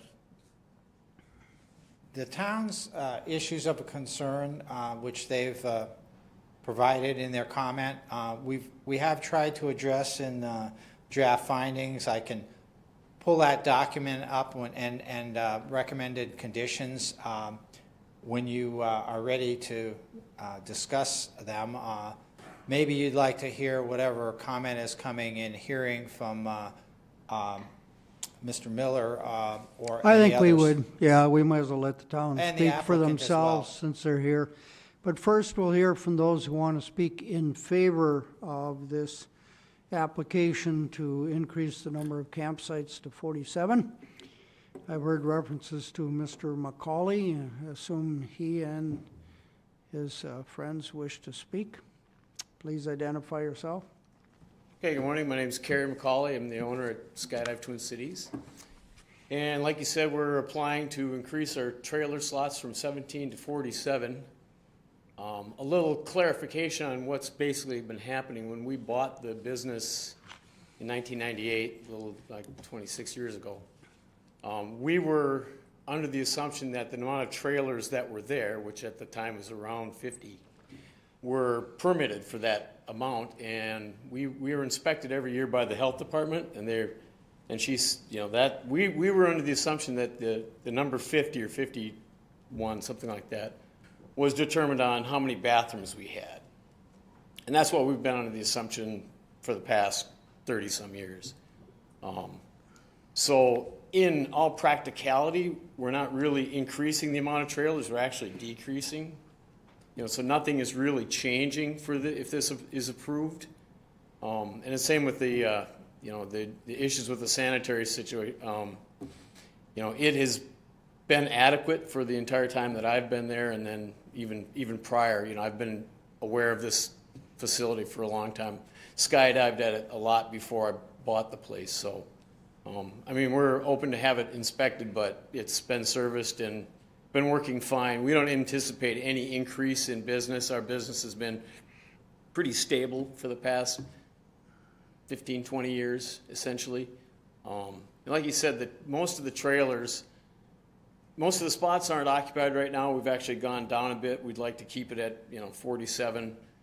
Most of the trailers are not occupied on a regular basis, and it's very seasonal. We did have the one person who tried to vote that one time who spent the winter there, and he thought, well, this is my residence now, so that's, you know, that's no longer a case. We realize that it's 8-month limit, and most of the people, you know, most of the time, no one shows up there to start actually staying in the trailers till about May, and October 30th, we're done. So it's a relatively short season.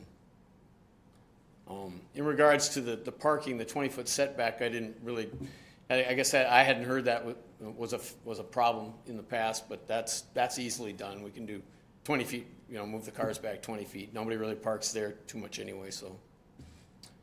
How about that center aisle type of thing that the town wants for emergency vehicles?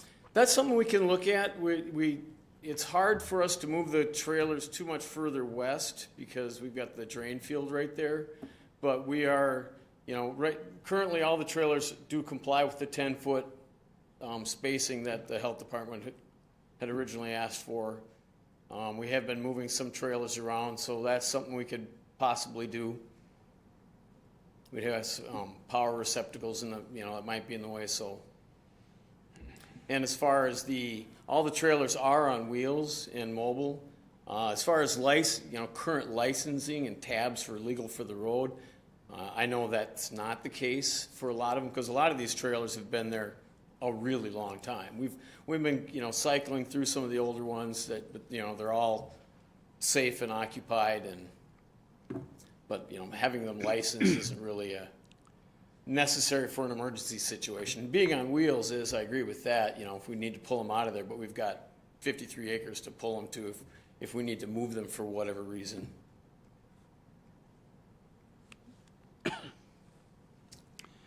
Anything that you disagree with the staff's analysis?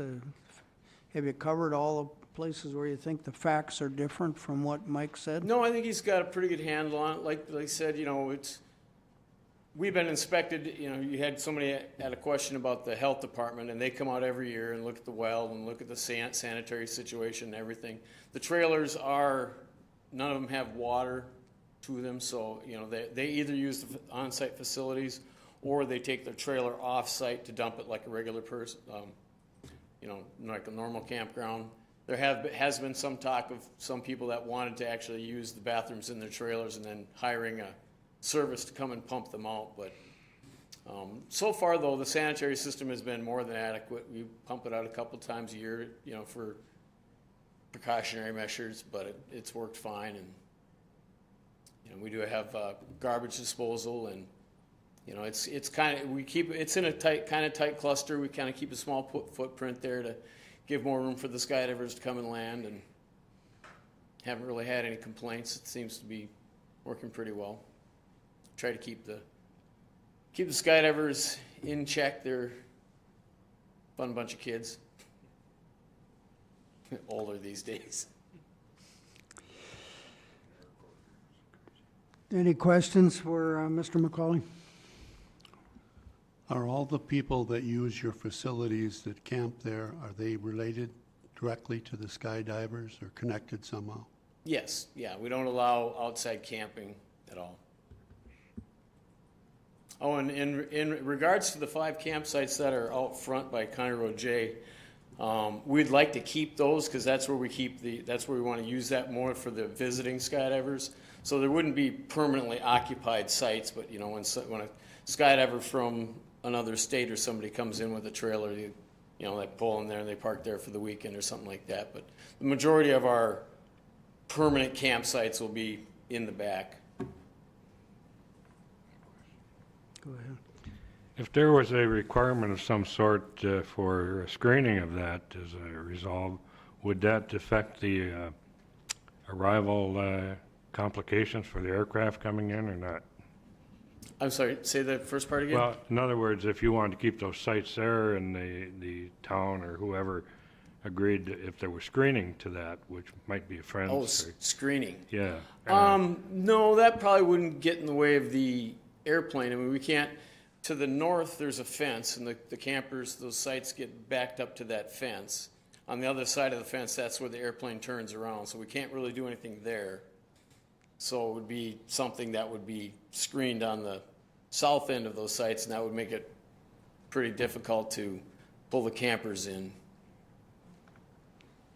But we endeavor to make the place look really nice, even from the road. I mean, you know, in the past there's been some campers there that haven't been quite nice. I know last summer it looked maybe a little bit worse because we were in the process of taking some of the old campers out and putting them there while the owners tried to sell them or get rid of them. All those campers are gone now. I think there's only just one pop-up trailer there right now, and it's just temporary. Okay, let's see if there's anybody else in the room who wants to speak in favor of this application. Okay, anybody want to speak more or less in opposition to the application? Sir, identify yourself when you get to the microphone, please.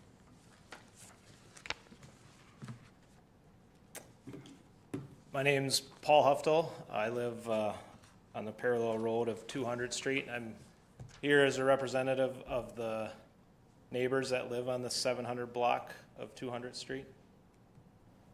And I guess we're here to just emphasize our opposition of this expansion and I guess our overall disapproval of what appears to me a long-standing time where they have not been in compliance in any way with what was previously issued to them.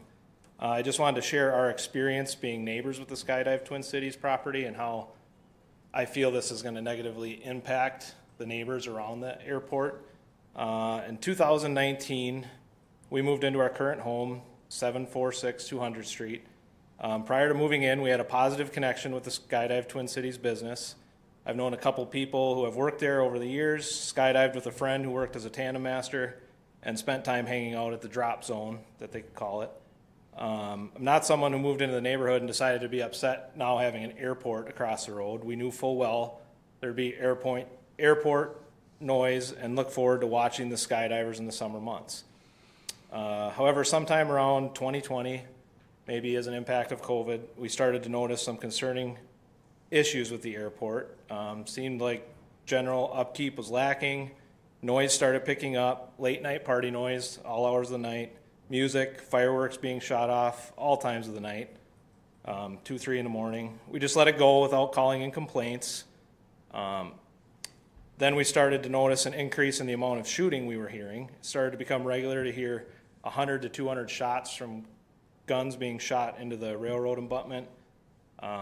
This has been regular ever since then. Very annoying for a family trying to raise small children. Again, we did not complain, just tried to take it in stride as a neighbor.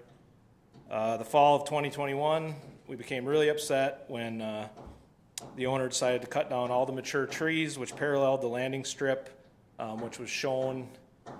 The trees covered the watershed area that you guys were already shown. This not only revealed what an eyesore that the property had become, but also removed the noise barrier for the plane during landing and takeoffs. The spring of 2022, after having multiple discussions with all of us living on the 700 block, I emailed the owner, Carrie, letting him know we were all upset about the recent tree removal, the lack of cleanup, the now revealed junk pile in front of our house, which I do have pictures of here, which contains old campers, dilapidated sheds, old boats, looks like tarps covering sheds, other debris. It's still there, is literally our view out the front window of our home. Carrie responded saying he had hired Anderson Excavating to clean up the mess. Nothing happened during this time. I also reached out to the Hammond Township Board. I received correspondence from Linda Hawkins saying they were aware of the eyesore and had been in contact with the Skydive Twin Cities and assured us cleanup action would be taken. Again, nothing seemed to happen. As the summer months continued, we heard from Bob Ani, who is a township board member for Hammond, that the Skydive Twin Cities had been warned the cleanup of the trees was mandatory as they were affecting possible watershed and water flow. They were concerned about flooding. Again, it sounds like no action was taken. To the best of my understanding, it did flood. Trees became lodged. I'm not sure if it was both the bridges or culverts of 200th Street or Highway J. It did cause damage that had to be repaired. After this, all of us neighbors along the 700 block signed a petition which we delivered to the Township Board of Hammond demanding action be taken against the property to begin cleanup and to do something about the visible eyesores, the garbage in front of the house, at the time, 50-some odd campers, which appeared to be many of them dilapidated, non-roadworthy campers. The township responded stating they were at the limits of their jurisdiction and had forwarded our petition to the St. Croix County office. I'm not sure which office that was sent to, but again, no action had been taken and we heard no response.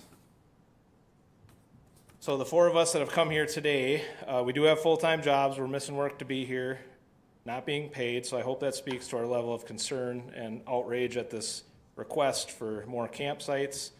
I had a number of points here that I wanted to ask, many of them which have been answered, so I'll just read through the 5 questions that I did have. When did the letters go out from the county asking for public input? Wondering to whom they were sent. So after speaking with the neighbors, it would seem only Brian and Kathy Helgeson received a letter on our street, which was a little troubling. I just discovered this last night that this hearing was taking place today.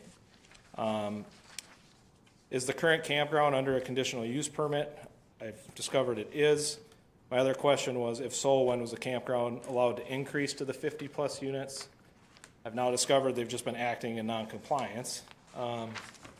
Number 3, is the campground currently in compliance with the conditional use permit? I would venture to say no, based on many of the findings and evidence shown to us today. It seems like it's kind of an act of, we got caught, now we need to respond. Has the county conducted, or is the county planning on conducting an inspection of the property to see if the current status of the property is in compliance with the current conditional use permit? I guess first I'd like to see that it could act in compliance with the original 17-unit campsite before we approve to expand it. And I would also like to ask for another public input session before moving forward with any approval, so myself, the neighbors of the Skydive Twin Cities property, and the surrounding community can form a formal petition stating our disapproval of the current state of the property and disapproval of any expansion. Lastly, it's my belief that the owners have shown a pattern of behavior which speaks to a lack of concern for the surrounding community and unwilling to cooperate with regulations until they got caught. And I believe issuing an expansion to the current campground will only result in creating greater public nuisance and will result in more non-compliance issues. Questions for Mr. Abdahl?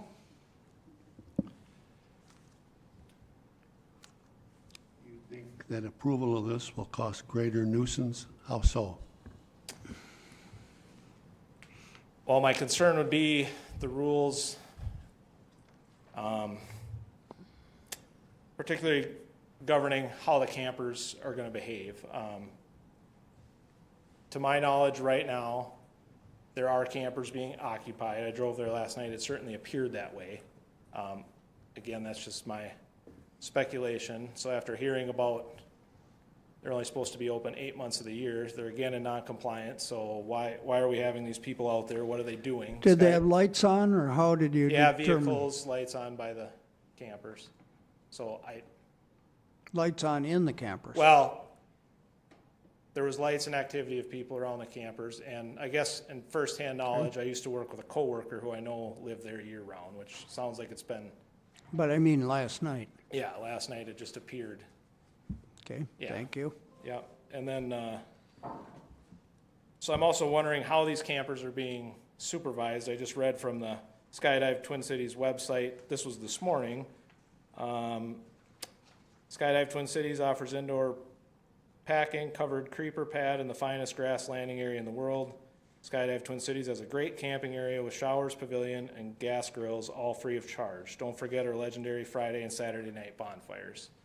To me, it sounds like it's free, come join the party. And we've already had a lot of noise complaints, which we forwarded in our petition, and I just feel that allowing this to continue or increase will only cause more issues with us that live in close proximity. I also have a question, Paul, about the shooting. Was this guns or firecrackers that you're hearing? Or? It's guns, yeah. Yeah, it looks like pistols and long arms. And again, I'm not really one to infringe on if someone wants to shoot on their back 40, that's fine. But when it's hundreds of rounds all night long into the dark, I tried to call to complain one night, school night, after dark, shooting was continuing. Called down to the airport, no one answered. Ended up sending a message through the Facebook Messenger to the airport, and then it did stop at that point. But that's just been what we've been living with, yeah. If they're shooting, what are they using as a backstop? Looks like the railroad embankment. So the landing strip goes north to the railroad embankment, and that's what they've been shooting at. Just as a matter of information, were it me, I'd call the sheriff's department, which logs things like that. Right, and again, Enforcement in the townships is by the sheriff yeah, to make a record, of Right. things. I understand you're trying to get along with your neighbors by dealing directly with them. Okay, is there anybody else who wants to speak in opposition here? Yes, sir, your turn. Identify yourself, please. My name is Steve Weinbein. I live also on 200th Street. My major concern is he's applying for a permit, which for all the activity that he's been doing for how, as long as I've been there, and I've lived that street my whole life. So in the last 20 years, there's been the same amount of campers. I mean, if you look on iOS maps right now, there's 54 of them. And I mean, everybody's calling it a campground. Everybody else looks at it as squatter village. The other concern I have is if you look at what St. Croix County has as a, you know, dubbed as a campground, so we're talking, you say there's, okay, we'll go 47 campsites, so that means 47 trailers. Well, how many people to each trailer? I think somewhere in St. Croix County statutes, I think you can have like 6 people or a family. Well, take 6 times 47, that's how many people? And man, you gotta have a sewer system to handle that. I mean, how many, like just take the high school, how many bathrooms does a high school have to handle the amount of people, you know? So it just seems like he wants a permit to keep going the way it was. It's like he, the other thing is the trees that were cut. Was there had to have been something filed to get permission to cut those trees along the Rush River. I mean, both sides of the Rush River were just cut down. I mean, it just seems like he goes ahead and does what he wants and then, well, okay, and we'll get permission later. So I guess my major concern is compliance. You can stand up here all you want and say you're gonna do this and this, but track record, nothing's been done. So that's all I have. Thanks, Mr. Weinbein. Anybody else speaking against? And we'll come back to you, Mr. McCauley, but let's first see, is there anybody in the room who wants to speak that's not necessarily for or against? I think there's a representative of the town wants to speak, so let's get that on the record now. My name is Joe Miller. I'm the supervisor for the town of Hammond, and I'm here in an official capacity to represent the town. I'm just going to run through the list of concerns that we've got that have been discussed at our board meetings and that sort of thing. The 20-foot wide alley that we'd like to have up the middle of the campers is to accommodate the fire trucks if they have to put their outriggers out, and they've got ladder trucks that have got nozzle capabilities on the end of the ladders. If they've got to put those outriggers out, they need 20 feet wide to be able to swing their ladders and use the nozzle functions. And also no parking in that 20-foot wide alley also. We'd like to have some sort of fire numbers attached to in the spot for each camper so that in the event emergency services or ambulance has to show up, they've got some way of identifying the camper that they're coming to service. You know, I don't care if it's, you know, a fire number type thing or a number on a post or, you know, the sign ordinance probably would cover that area. We'd like to have license plates on all the campers to be able to identify accountability for who owns them. We've asked for no campers along the roadside. That's just an aesthetic request that we'd like to get in place. We're curious if there is any staff staying there now, as the one person mentioned, that looks like there's activity there now. And, you know, if that's a staff person, you know, we understand you're doing maintenance and that sort of thing, but that person would not really be considered a camper per se. It'd be a staff person. And also we're concerned about the septic system capacity.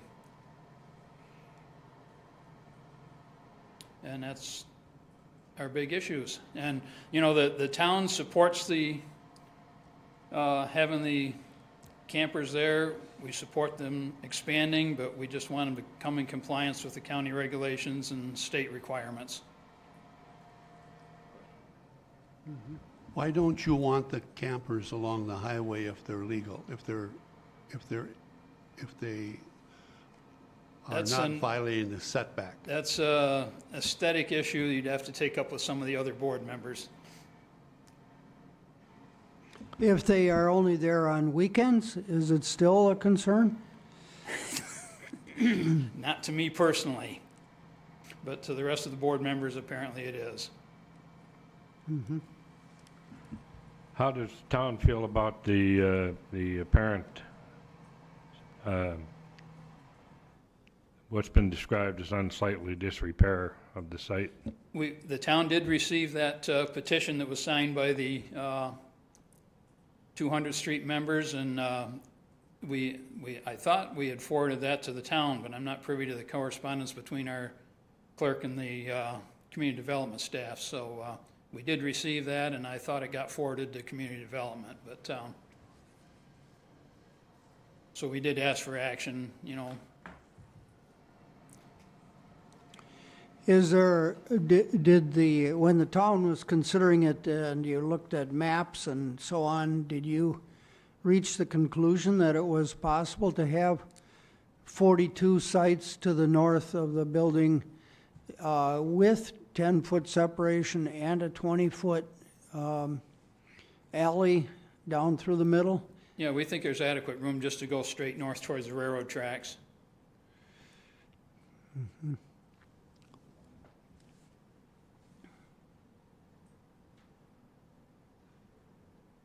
A question for you, Mr. Wozniak. Evidently, there's electric service out there. Surely that wasn't permitted in excess of 17 sites. How would a building permit be obtained for the other 40 sites that are, or whatever it is, up on the north side there? Pardon me, I'll reactivate my microphone. We were getting some feedback from the Okay. So I guess I'm asking, how did electric service get put out there without a permit, and that attracting the attention of your department? Yeah, the county doesn't handle the permitting of the electrical work. And, you know, what I would say is the whole layout does not conform to what was approved by that special exception in 1994 that I pulled up the site map, and you could see what it was, and it doesn't jive with what's been out there for many years.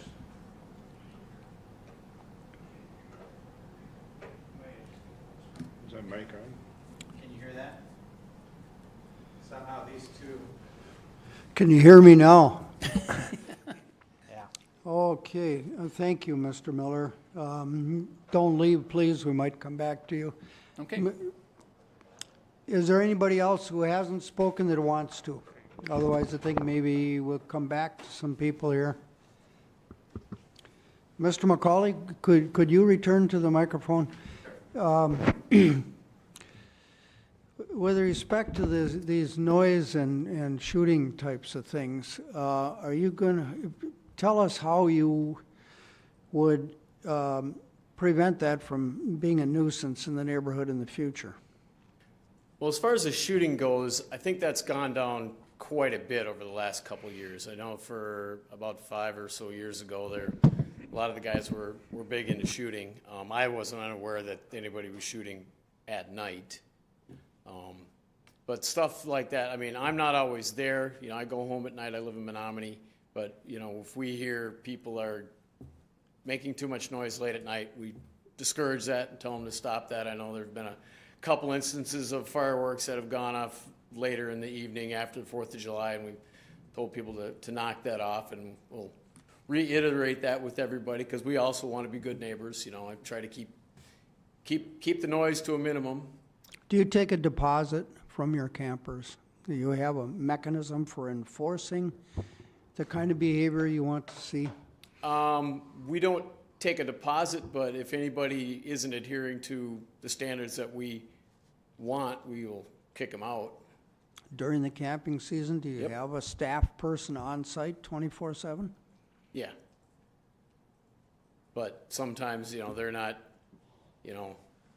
awake because skydivers have to get up in the morning and go skydiving, and sometimes the regular skydivers that don't work there, who are the campers, you know, they'll stay up later, but I think it's been relatively good. And as far as, there's nobody living there right now, but this time of year, a lot of the guys, you know, some of the staff members are there doing some of the maintenance stuff that they don't have time for in the summertime. I know two of the riggers are working there getting all the parachutes repacked. One of the guys he just got done building a wood shed for bonfire wood, and, you know, they just kind of go out there and that's their weekend hangout. You know, now this year without a lot of snow, they have more access to do maintenance on their trailers and other stuff. But everybody there has a home. They go home to it every night.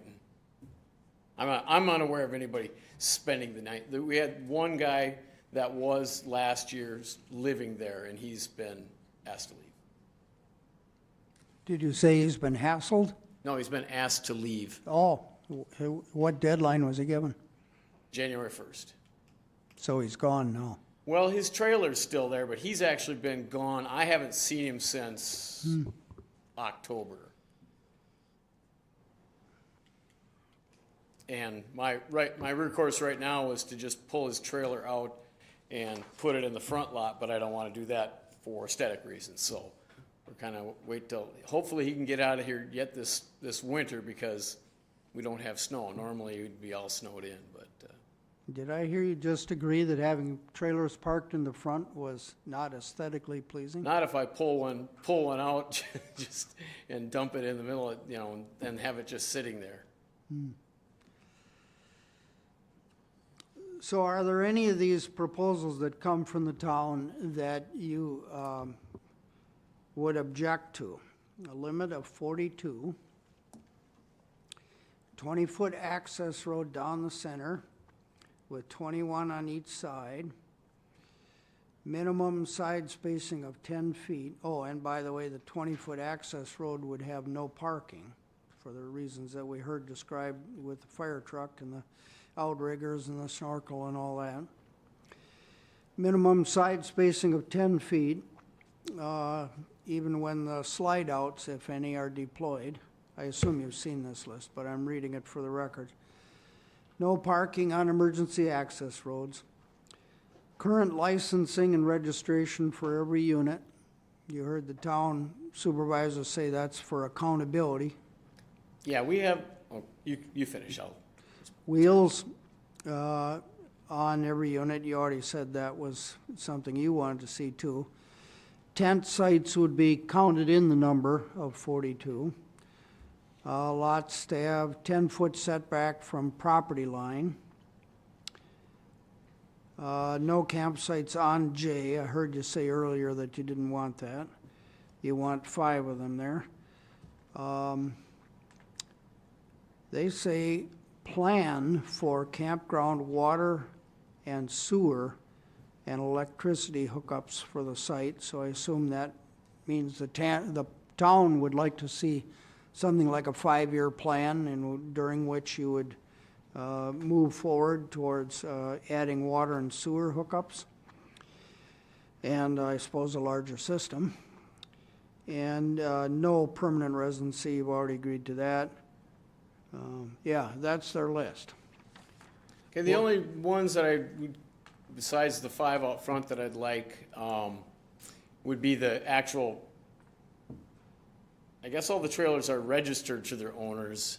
I don't know about if you need tabs for trailers. I don't know if they have to, in Wisconsin, if they have to be tabbed like cars. I mean, they're all registered to their owners. We know who they all are. So they all have a license plate on that the police or fire could call in and find out who's the occupant, who's the they owner. also have fire numbers on them. The health department has required that for years. So each site is numbered. So if emergency services show up, they know go to site number 12 or something like that. Okay. I'm curious about the requirement or desire for the sewage, water and sewer for each trailer. That's something we wouldn't want to do. So that would be a huge cost, and You don't want to plan for that. we don't want to plan for that. I mean, what we've got now has been working great. We've had 0 problems with our sewage treatment and everything. You know, we've had the same number of people and the same number of trailers for 30 years. So we're really not asking for any change, just to make it, you know, the number that we're allowed to be in compliance. And if we were to not be approved for the amount of site, that won't change the amount of people that are there on any given day for the most part. your day use would remain the same. Pretty much, yeah. Yeah. What if the sites on J, those 5 that you want, were for weekends and holidays only? That would be totally acceptable. That would work because Yeah, you're yeah. using them for out-of-staters. Yeah, because we have instructors that come in for courses and people come in for special events, and we don't have, to have them try to get in the back and find a spot back there is pretty tough. It's just pretty easy to have them pull right up front there for temporary.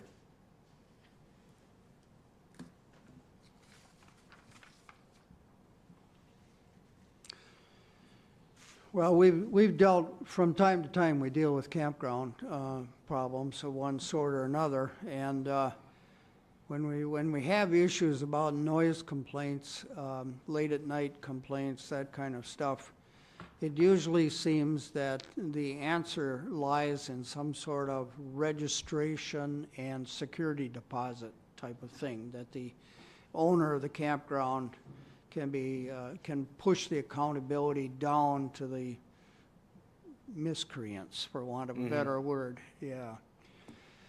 If we moved in that direction, do you see a problem making that part of your business plan, that you register every one of those sites when it's occupied and you collect some sort of security deposit? Well, we do.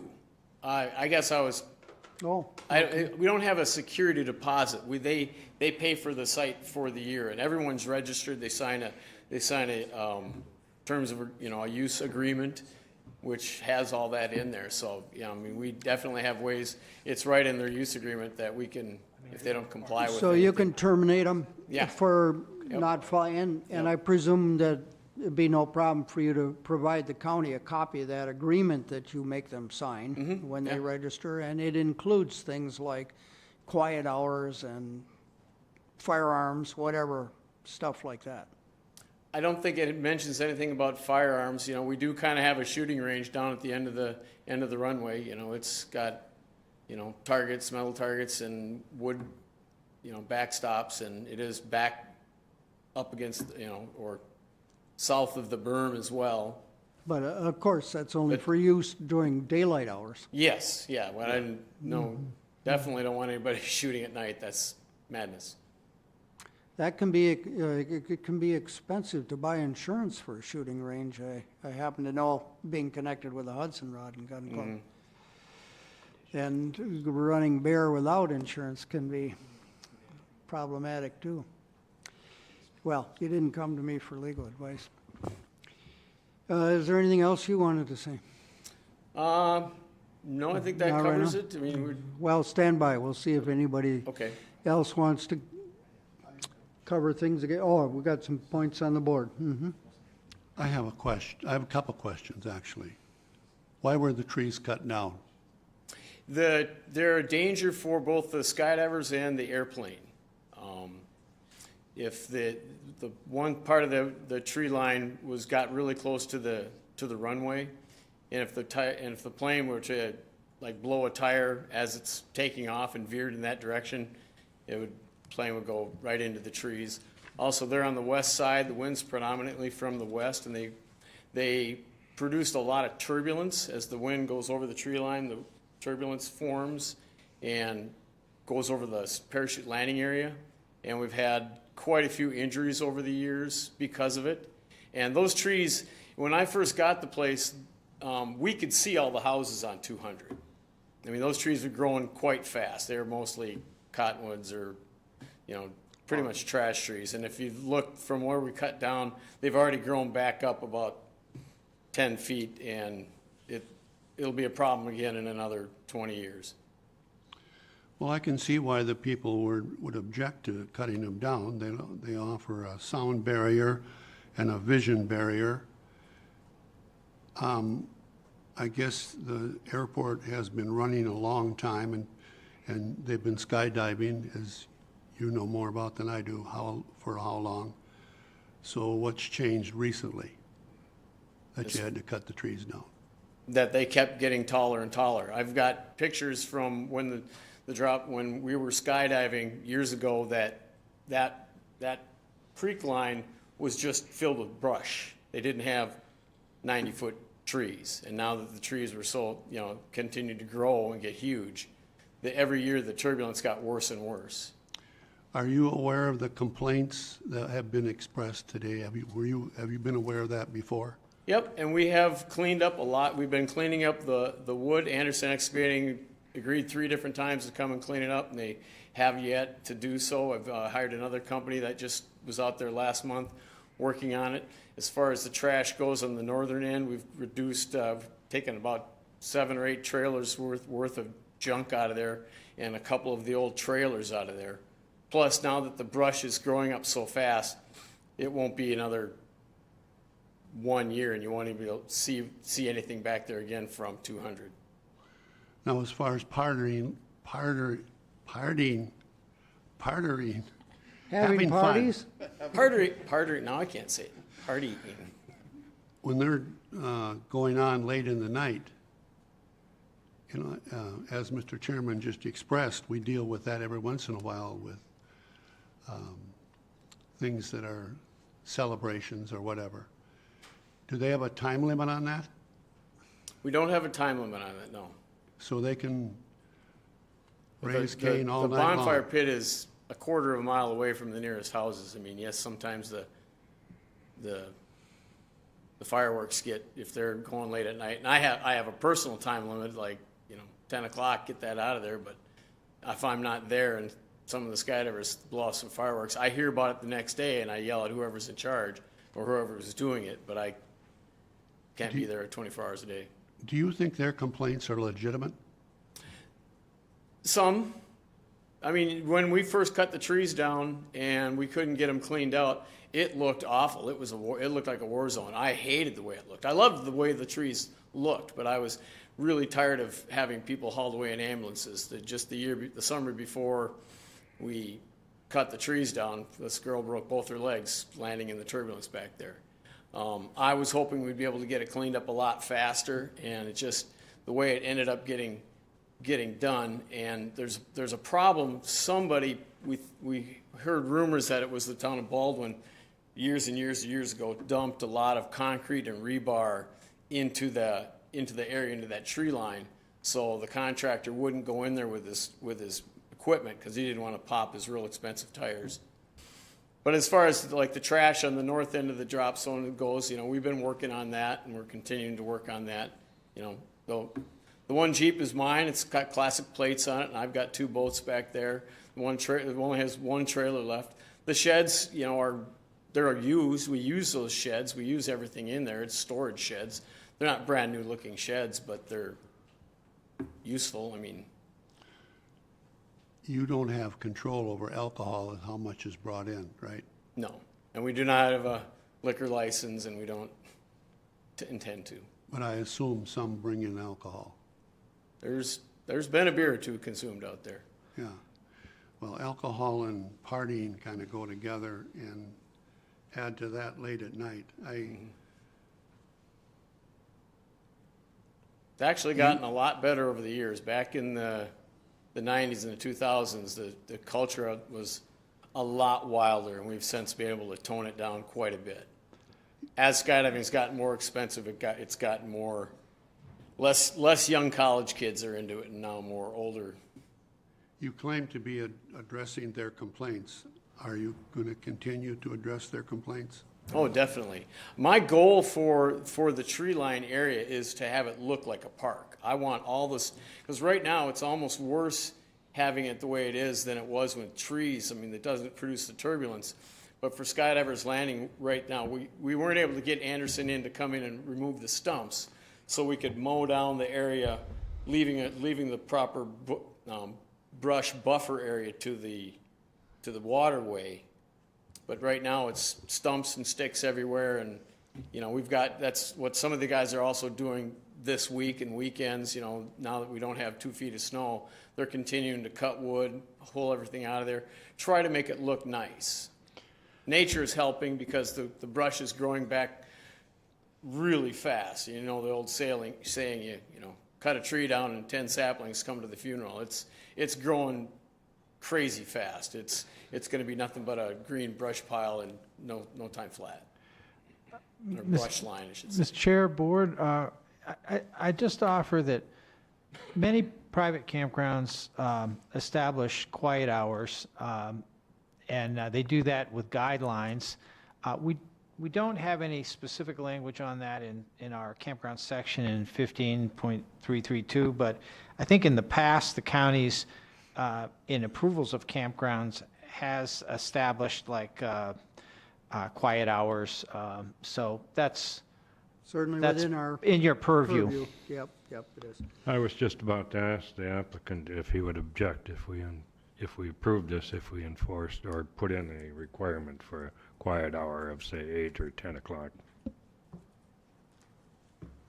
I inferred that he would live with that. How about you neighbors? Do you want to be heard one more time here? Otherwise, we're on the verge of closing the hearing. Yes, sir. Mr. Updahl, I guess it is. Mr. Chair, can I provide a comment? Sure, Jason. I did some background here, and a shooting range in the county's ordinance is considered an outdoor entertainment facility. And so underneath the R2 zoning classification, an outdoor entertainment facility is not allowed use.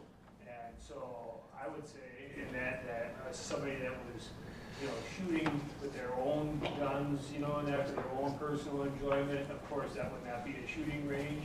But if that's an amenity that they're, advocating or advertising that to their guests to come there as members of the public. Yeah, it shouldn't be advertised and there shouldn't be any charges for it, right? It shouldn't be a profit-making thing, Right. et cetera. And Yeah. that was not part of the conditional use permit application, so that And might, we could provide that as a condition. Yep. Same thing with fireworks, and that if it was the board's decision that you didn't want to allow any fireworks, that is a condition that you could put on it. So Yep. that's all I've got. Good. Yes, sir. Well, thanks for hearing me again. I just would like to reiterate my request just to delay this vote till we could get more organized. I've heard a lot of double-sided talk here that I'm just not comfortable with. We want it to look like a park. We cut the trees down for safety reasons. Oh, wait, the trees are gonna grow back. Which is it?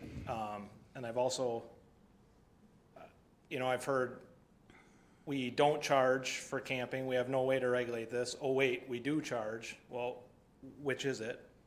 It's kind of like I heard dual responses here. And I just would request a little bit more time. As far as the junk that's in front of our house, maybe some's been hauled out. We have videos of trailer loads of junk being hauled in this summer. I have, as far as the shooting that's been decreasing, my wife's taken numerous videos of hundreds of rounds going off still. Like it's an ongoing problem that needs to be addressed. I guess I would like to see a little bit of stipulation in this approval before it goes through with how are these guests going to be documented. He's saying he does charge. The website says come stay free. Party at the bonfire. I would really request a delay in the vote. Well, we can make all those decisions and make those part of our conditions without having a delay. I do want to just say one thing, and it pertains to petitions. One of the things this board is not allowed to do is to make decisions we don't hold elections. It doesn't matter whether we get a petition of 1 signature or 10,000 signatures. We do not make our decisions based on popularity or public views. Now, that's not to say we don't listen to everything we heard, and when people have something different to say from each other, there may be nuances that are important to getting us to the right decision. But if you're thinking an opportunity to get another 1,000 votes on a petition, that's not going to matter to us. It's the contents, the points you make, the facts you present that we must base our decisions on. Although I was going to ask for time myself, primarily to give the staff a time to work some more on filling in some details. I think we've heard a lot of we've heard a lot of additional facts today, quite frankly, that weren't in our record until we heard them today. And I think we've been banding about some possible solutions to make a better future for us all that would probably be tied to an increase in the number of campers, no question about that, or at least an increase over the authorized 17, but would also rationalize the disconnect between the health department that somehow thinks there should be 50 campsites and the Board of Adjustment in 1994 saying there would be 17. I'd like to get those together in congruence, and I'm sure we all would. It comports with good government. But I'm just speaking for myself now, and this is not a dictatorship. There are other board members here, and their views are important. I think it's possible also that the town might have slightly modified input by a month from now, perhaps relating to those 5 potential sites up in front by County J, just being for weekends and holidays.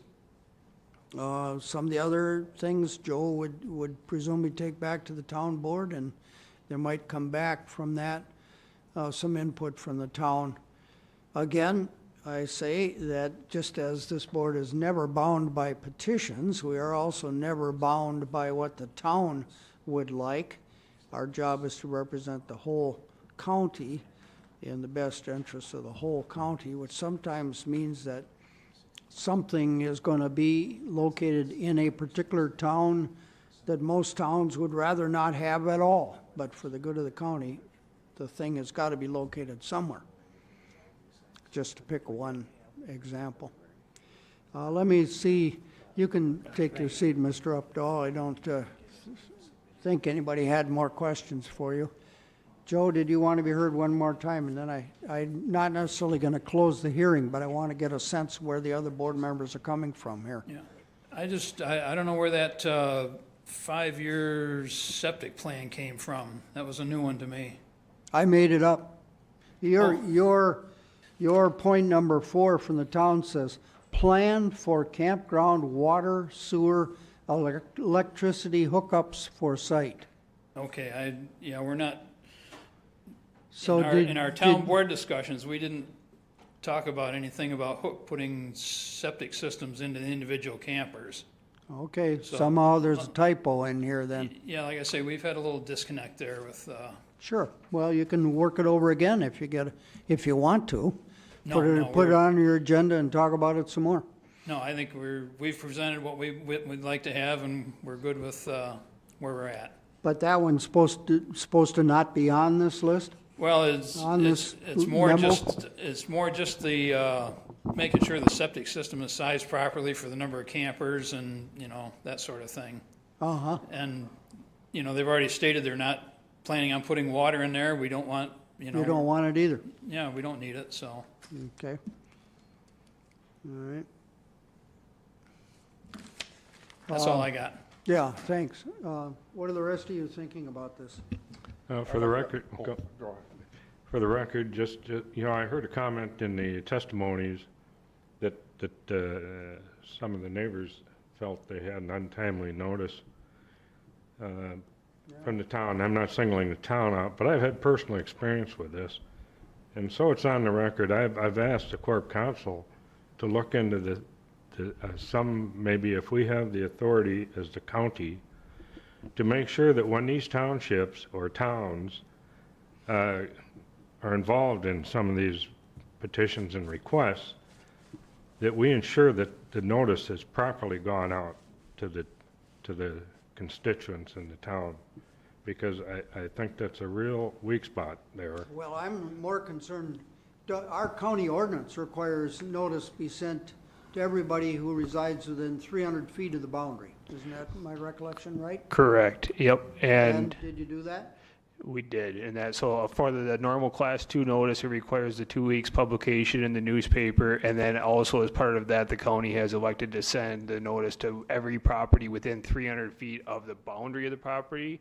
So the airport property has another parcel that's to the north, but that's not where the actual campground is. So we sent everybody a notice from the actual campground parcel, and that which Paul, and that his house is almost a quarter of a mile, or his parcel is almost a quarter of a mile away.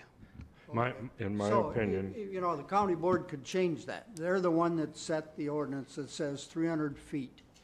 And the county board can change that. And right now, the county's involved in updating the ordinances for land use, isn't it? I believe so. I think so. They're getting close to the end on it, I think. But if they wanted to change that, they could do it, just by giving a public notice and setting it up for a change of ordinance. To make it 500 feet Make or it 1,000 whatever it ought feet to or be, whatever but they it's been want. 300 feet Yep. for as long as I can remember, which is 17 years that I've been in this chair. Oh, I but my point is, if I may finish on But that, the is town didn't do it. the town does not do it. So the neighbors don't hear about it until, and I've personally experienced this, the neighbors don't hear about it until it comes to the county, and then you get the notice. By that time, and then if you have somebody on that particular town that thinks it's, you know, something they want to go through and they didn't properly notify,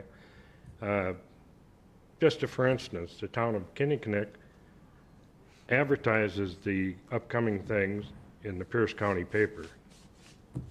I'll leave it at that. So I think something needs to be looked into there, just for the record. I propose we postpone this for To the next month or so. next month. Yeah. I know this can be awfully inefficient, but I would recommend keeping the hearing open so we don't do a republication. And I would just hope that people don't feel they need to tell us exactly the same story again and again, because that's what I mean by inefficient. But I think the staff could do quite a bit with the applicant and with the neighbors if everybody wishes to cooperate, looking towards a solution for the future rather than just continuing this kind of stuff. And that makes for the best decisions, doesn't it, Greg? I mean, everybody's got to live together in the end. We can impose all kinds of drastic things, but if it causes a business to go out of business, or if it causes neighbors to move out of their neighborhood, that's not the kind of outcome that has to be, in my opinion. Mr. Chair, and that, if I can add, and I don't know if it affects the motion at all, but we did not receive any new submittals for the February meeting. So right now, there was no applicants for the February. We can definitely hold it and that for this application if you want, but I don't know if the applicant or the town and that will have enough time to provide comments either. It's just a thought. I don't. Yeah, well, you have not red tagged this operation, right? So it's continuing in its non-compliant state currently. Currently, I mean, the hope was this process would be seen through, and then whatever the outcome, we would enforce that. Yeah, And it's off-season now, right. of course, but come April 15th, or, pardon me, April 15th or May, whenever things get going with the camping, the question is it resolved before then? Because some changes are going to be needed to, if something is approved, to jockey around and move some of the units and meet any other requirements. For example, is that 20-foot drive aisle part of any approval if an approval is forthcoming? So. Yeah, well, the idea, I think, of the postponement for a month, and then recognizing we have no other business for February, so postponing it 2 months would put it, we could have, oh, yeah, I would hope for a short meeting, but I wouldn't count on it. But then we would be looking at the third week of March when we would take this up again. Do you?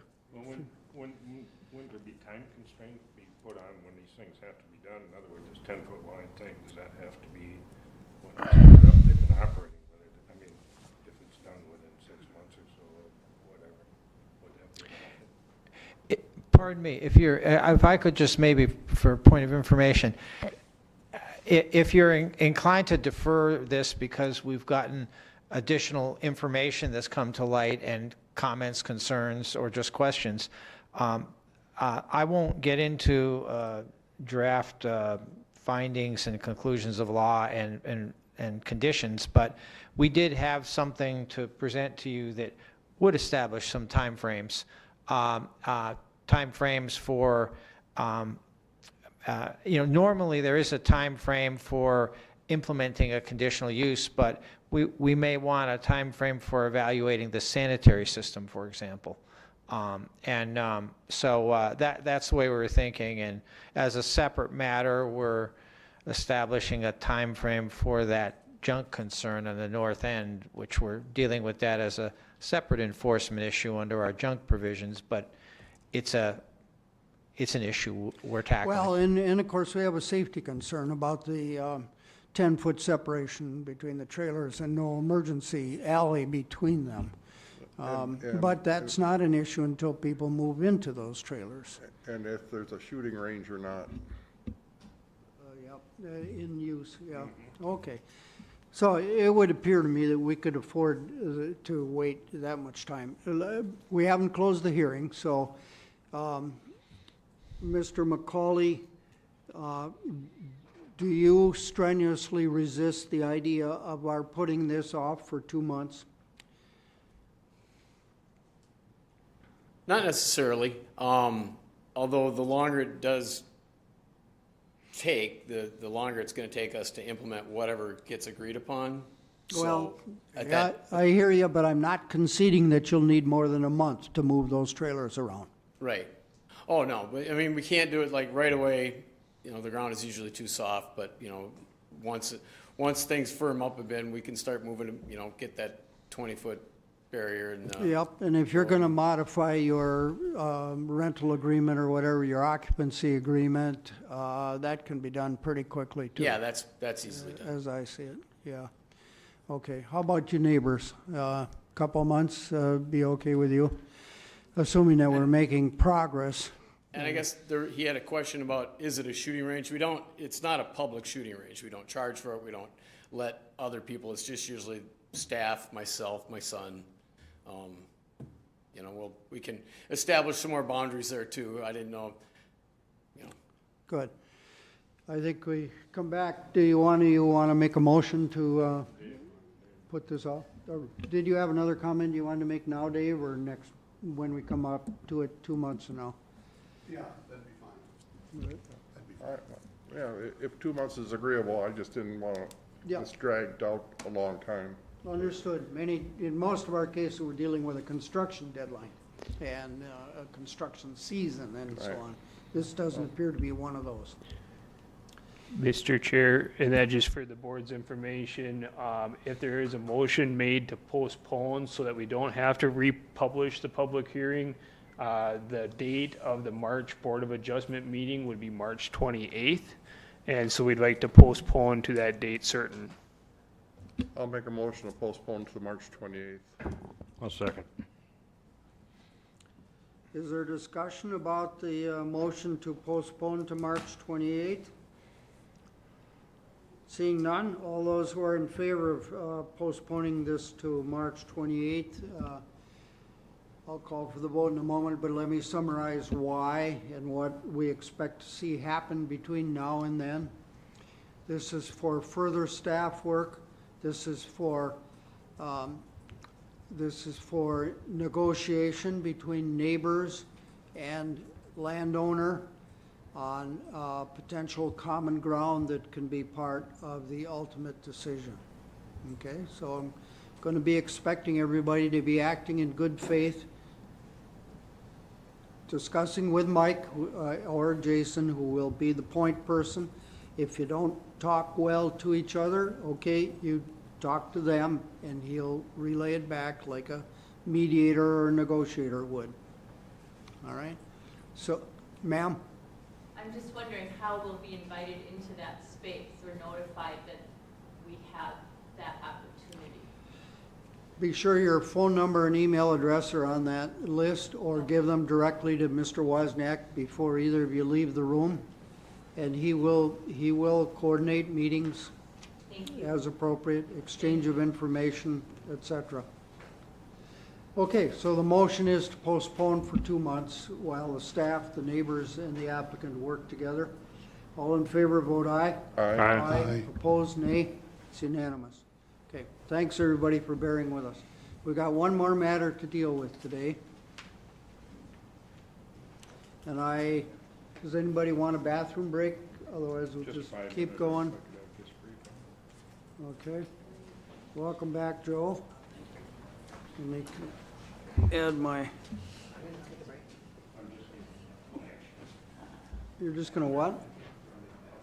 Oh, yeah, I'll be right behind you. Don't slow down. Okay, we'll take a bathroom break here. Just putting March 28 on here because I didn't have it on yet. Okay, I was hoping to be done by noon, but we'll make the best of it.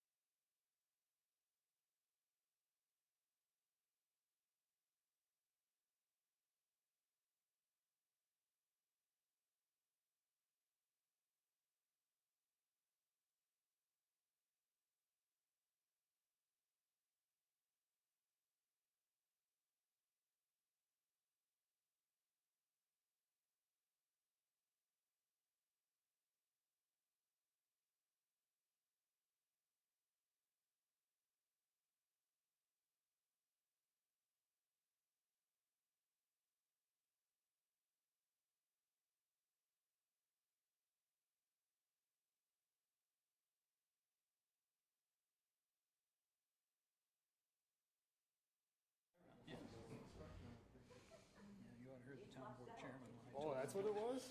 Okay.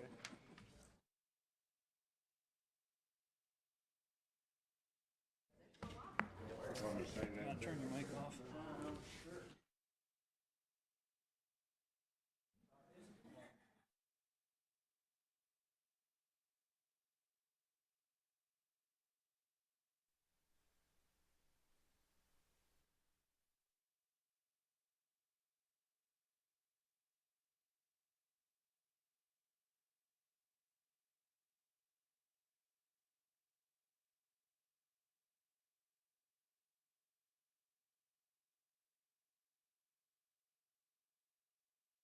Ashlison matter, Julie reminds me, the hearing is closed, so we're not taking any more testimony. What we're dealing with is the record that was made last month and the staff work that we asked to be done.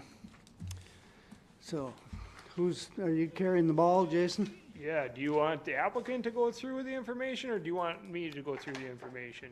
Oh, the applicant, Julie tells me that the hearing was closed, so Okay. we don't get it from the applicant, we get it from you.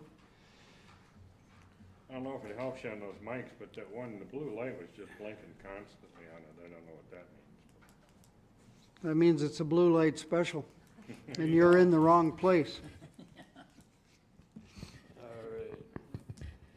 All right, Mr. Chair and members of the board, so at the December 7th Board of Adjustment meeting, staff went through a staff report. We heard comments in that from the applicant, the Ashlisons.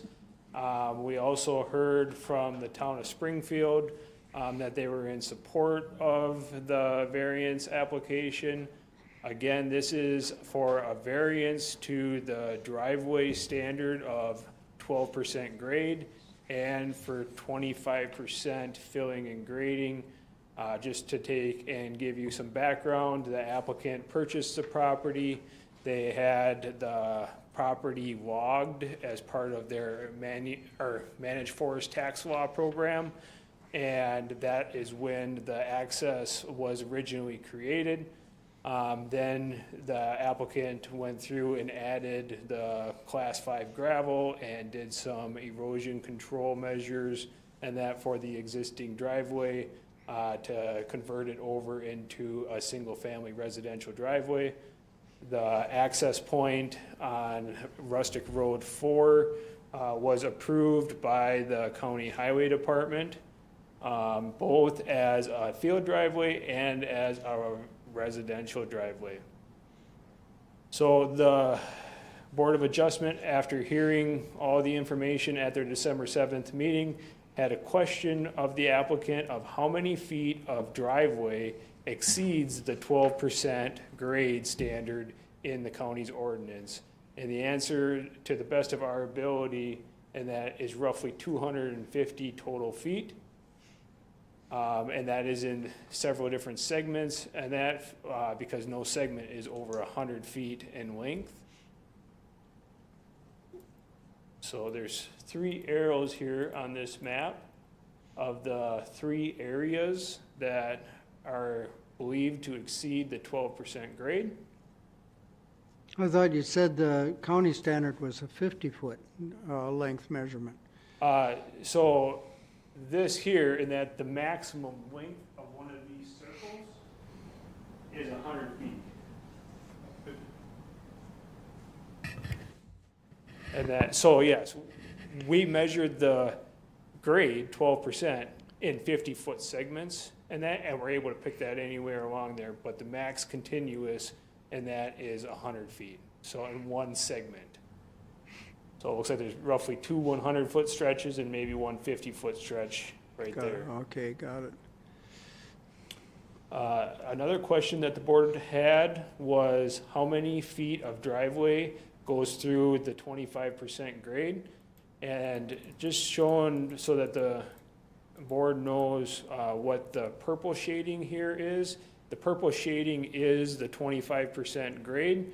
And so approximating the length of that stretch is 645 feet of total grade. So basically it goes from here on the east side all the way to the northwest until it hits the pink and call it cream colored, I guess. And the total length of the driveway, do I remember, is about 1,100? And that roughly, yes. Sorry, the mouse is, yeah, it's right around 1,100. The applicant, and that took and talked with the Glenwood City Fire Department And that because the board had some concerns over emergency vehicles being able to access the property, and also, trucks and deliveries, UPS. And so we do have a letter from the fire chief of Glenwood City, and I can see if I can zoom this in.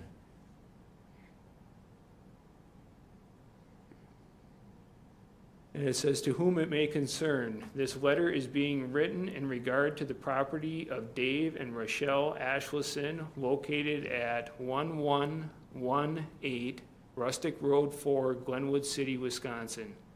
I, Chief Holden of Glenwood City Fire Department, utilized our engine to access the property of Dave and Rochelle Ashleson on Saturday, December 13th, 2024. The driveway was snow-covered and still offered ample width for maneuvering corners. Navigating uphill and downhill presented no challenges. The future location of the house provides sufficient space for the fire department. I confirmed ease of truck turnaround and facilitating the setup of pumping operations with a drop tank and tenders. As the fire chief, I recommend reviewing the Ashleson's building request as I see no concerns from the standpoint of the fire department.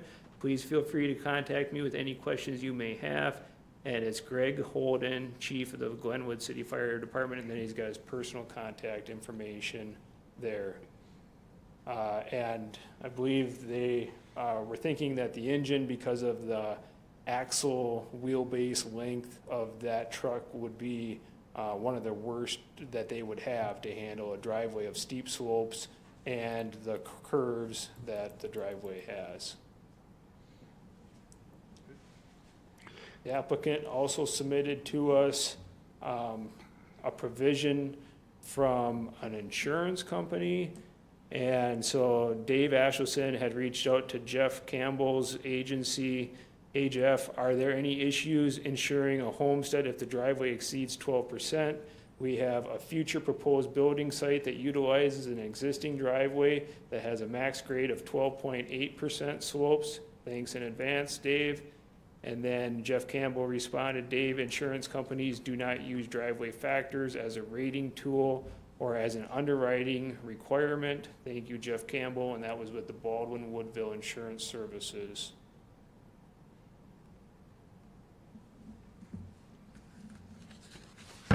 So we're being asked for an after-the-fact variance.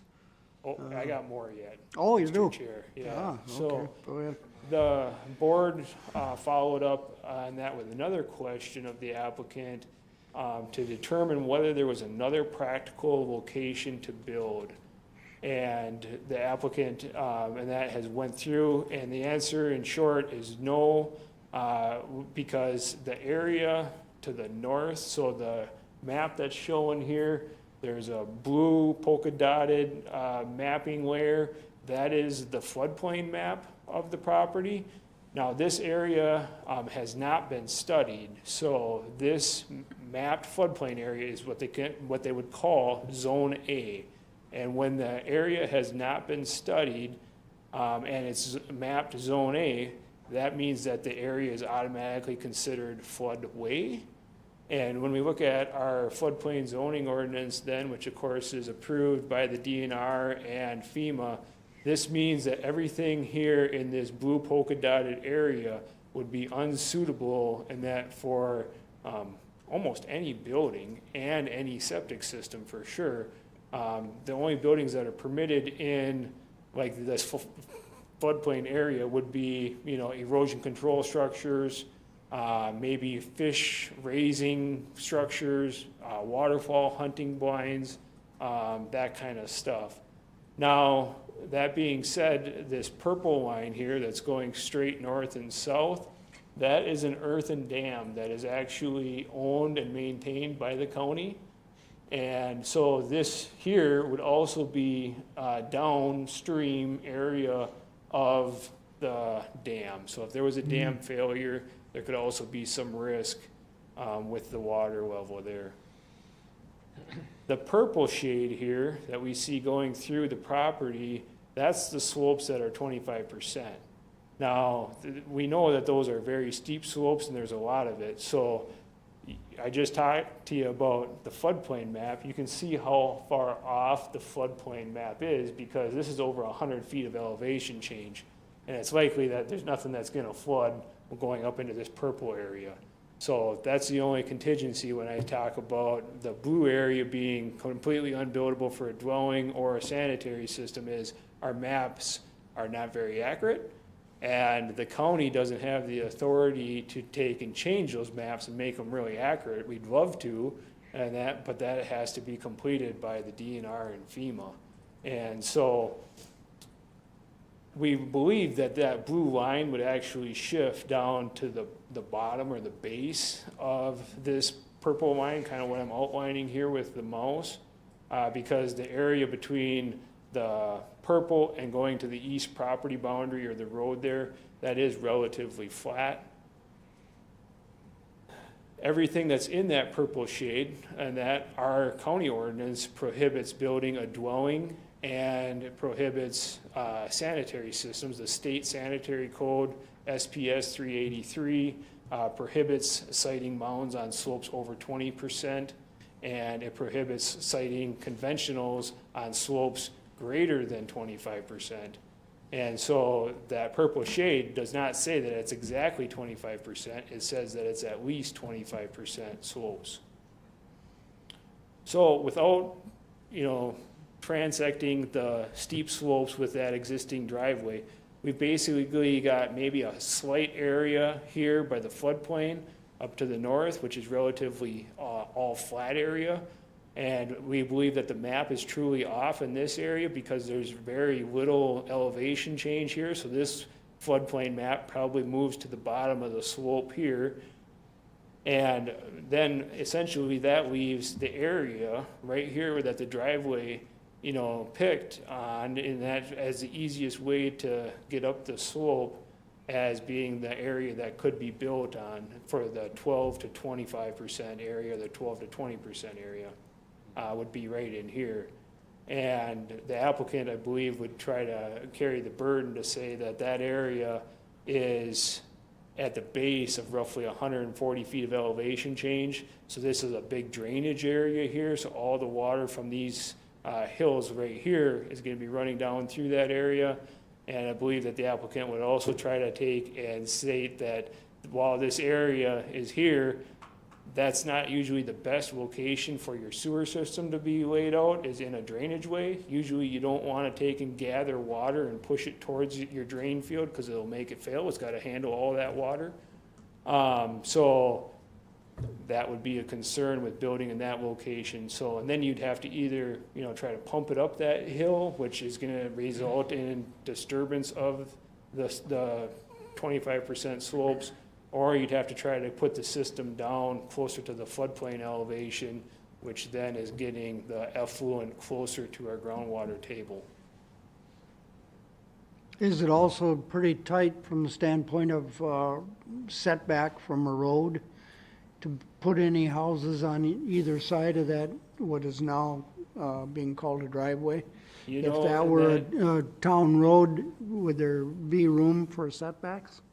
I don't believe that the town road setback or the road setback, property line setback would be a limiting factor necessarily, but it does take and cut into the buildable area of that area, and an accessory building like a garage could be very difficult to build in that site, which is something that our ordinance normally permits an individual to be able to have besides their dwelling is an accessory building.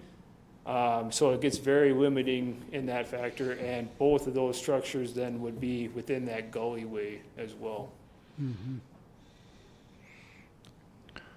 So if you were presented, let's say a subdivision plot, a proposed subdivision, and it had any proposed building sites along the course of this driveway, you would have to say no on account of surface water flow and setbacks from the future road, wouldn't you? Correct, and we would further call that as our CBA, or our contiguous buildable area. And that portion there, if you were to take and chunk this off, let's say create a lot right here, when we're considering the contiguous buildable area, we cannot consider the steep slopes areas and the floodplain or wetland areas, so that would be removed, so it would not meet our 1.5 acre contiguous buildable area. So there's no potential for any building sites below the top of this driveway. Is that a Correct. overall summary Correct. of Now- where it stands? Now, if there, that was a desire, and I don't think the applicant has it, but we as a county, of course, have to consider, and that anything, if there was a desire to take and put another dwelling site on this property, the only thing that we can see as far as staff would be is that this plateau up here, once they get up here, could possibly be created as another lot. And generally, the private driveway is suitable for 2 lots, but as soon as it goes to 3 lots, that's generally when it's required to be built up to town road specs, unless the town does some kind of a waiver. So that is a big limitation, is that it's pretty much for their own use. It could only be ever used for one other parcel for a home. I think those were the questions that caused us to delay a month ago. Anything else you want to present? Oh, you I went do have through some that? more. Sure. And that the applicant was trying to be very thorough and answer the board's questions. So, Louis Bjork is a licensed plumber, soil tester in our area. And so I can go ahead and read this. David reached out to him as part of our variance process to utilize the existing driveway. St. Croix County zoning and the Board of Adjustment has requested that we identify if there are other buildable locations on the property. As you can see from the images below, getting a septic system on the lower ground could present a problem based on the floodplains, which also adjoin the steep slopes in excess of 25%. Do you foresee the challenges installing a compliant septic system? His response, I'm going to zoom in one more time. Good morning, Dave. I received your message about a possibility, or about possibly a new location for your mound system, doing some more soil testing or perk testing at the lower elevation, not in the agricultural field on top of the hill. To remind you, as we discussed this summer, given your soil type texture, being a loess cap over dense sandy clay ablation till will more than likely be a mound system. It is, in parentheses. And the fact that you have floodplain mapping all the way around the bottom of your property in conjunction with steep hills of over 25%, both of these things are not permitted by standard component manual mound system design. I really do believe that the best place for a properly functioning mound system is the agricultural field on top of the hill. Also, as we discussed this summer, typically if you can farm something, produce a crop on it, it's usually dry enough to support a mound system for the treatment and dispersal of septic tank effluent. All this being said, I'm working for you, so if you would like to do more soil testing, that is not a problem. I do caution you though, if we go outside the code with an A+0 mound and individual site design on a slope of greater than 25% and or in the floodplain, this would take extra time, extra money, and there is no guarantee it'd be approved because it is outside the realm of what is typically acceptable per the component manuals. I know this is a lot of soil tester jargon, but if you have any questions, please contact me and we can go through it. Also, we could contact our DSPS water specialist and also St. Croix County, and they will meet us on site to discuss the options. So what A+0 is, A horizon is your black dirt layer in layman terms, and +0 means that there's no suitable soil below it. So in other words, in that the soil, because of that till in that layer, has water that's frequently right underneath the black dirt layer. So that's what triggers the mound system.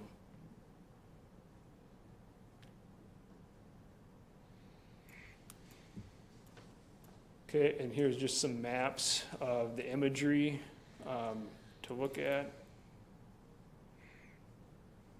So this is the earthen dam that the county has. This would be to the northwest of the property.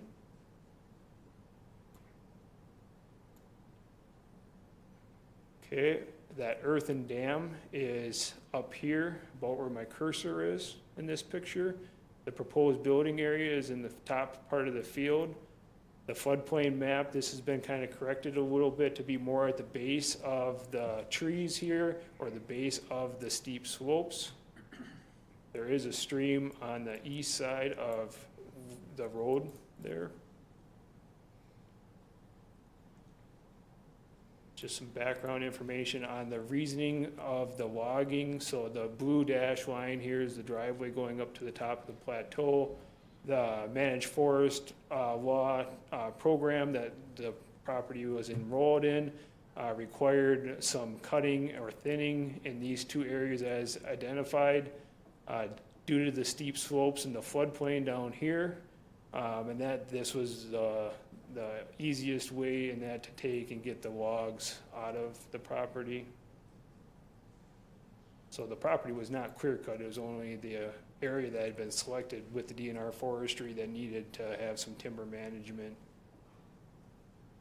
They hauled out roughly 395 cord of logs or 40 semi-loads of wood down the hill. They've got their unnecessary hardship, talking about the floodplains, talking about the WOMA, an H&H study, which that's a hydrologic and hydraulic study. That's what they would do to determine the actual base flood elevation of the area.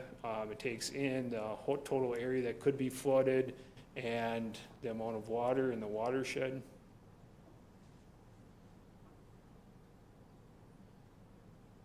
Unique property limitations, I think we went over them on that with the floodplain and the 25% slopes. The applicant, when it comes to whether or not the request is contrary to public interest, and that there is no neighbors, and that, or the township that have opposed it. And in fact, the township did support it. The applicant states that the driveway has withstood heavy rain events without any erosion. Remember that there is that steep excavated bank. It's almost vertical, and it ranges anywhere from a foot or foot and a half tall all the way up to 3 or 4 feet tall that would probably need to be addressed if the applicant was going to use this for their home driveway. And the board had brought up about whether or not this hardship was self-imposed, and the applicant is saying that due to the MFL program through the DNR and the required management of the forest up there in those areas, that they had to take and remove those logs, which is true. There is one small difference here. The applicant states that there's 44 semi-loads that came out of it here, whereas just a few slides before, we had 40 semi-loads. Just pointing that out to the board, not a big deal.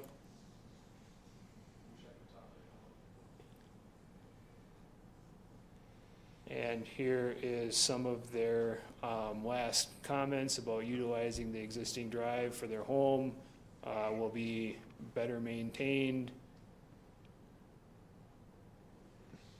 that it has the least environmental impact because the impervious of the house and the septic system are farther away from the environmental corridors and that, like the creek and the floodplain and the steep slopes.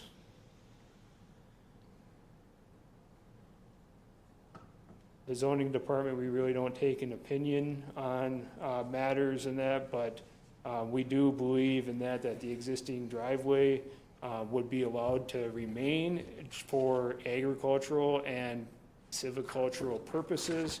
And there would not be any requirements in that to stabilize those vertical slopes that are basically just a straight cut right now. So if the board was to approve something and had conditions on stabilizing that uphill slope, that could be seen as being positive for the property. The applicant has tested the top field portion for a septic system, and they've found a location up there. And by utilizing the existing drive, there'll be less disturbed area. Well, I'm satisfied that all reasonable alternatives were considered. And I think 3 of you were ready to approve this last month without any further information. It's just Dave and I that balked at it. I guess, yeah, I'm convinced too that it's okay, but I would like to at least ensure or hope that we can ensure that, you know, whether it would be some kind of matting or something maybe on those big cuts to get some Oh, yeah, there's a lot foliage of back that. on there, yeah, so Yeah, that's fine, I'm okay The original with it. proposal Yeah. had quite a bit of, engineering going into getting those cuts completely stabilized and Yeah, I've got no until they're problems. revegetated. I agree. So, all in favor then of granting this as it was proposed? Hey, No? Mr. Chair, can I go through some sample conditions for you? Oh, well, aren't they the same as last time? Well, they are. Yep, Yeah, yeah. yep. So as long as, yeah, that's fine. Yeah, 3 of us were prepared last time, and the rest of us just, I think, mainly wanted to be sure there was genuinely a hardship, that there was no other place to put a house, and therefore this driveway is necessary. I'm trying So- to get to them here so that you guys know what they are. Is it saved as a separate document, Jason? Is it? Yeah, let me, Oh, that's No, right. we need a I should know that. In the folder, Yeah, let me get there. That's my bad. I haven't reviewed it. Well, our motion would be to approve the variance as requested and with the conditions that were suggested by the staff, wouldn't it? I'd second All that. right. I made it and Mr. Peterson seconded it. Any further discussion? All in favor, vote aye. Aye. Opposed, nay. Yeah. We already talked about next month. We probably aren't going to have a meeting. We've carried forward some business for our March meeting, and maybe we'll have some other stuff.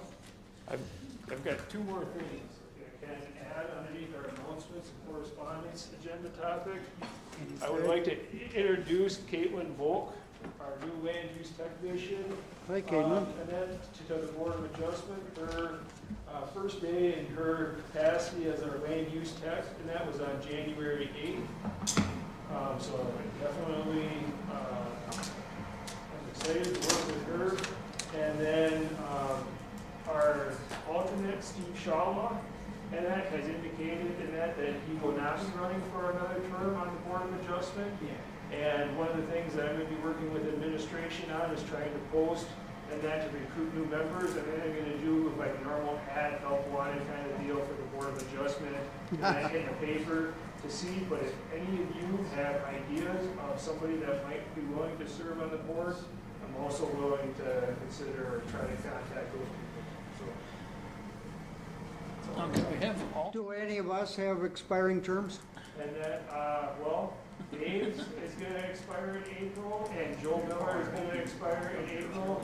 And Joe has indicated that he would like to take and run again, or be Good. appointed another term. I hope you want to be chairman. And, Don't even go there. and I have to convince Dave, so. Well, he's expiring, so we'll have to go to his funeral. That's all I have. Yeah, welcome, Caitlin. Caitlin and I worked last year on a little project for a recognition of Earth Day. So I know her, and she's She's really good at graphics as well as on writing. Oh, that's good. Yeah, so that'll be great. Yeah. All right, I declare us adjourned at only 12:44. Save your notes on the Baldwin Airport in the town of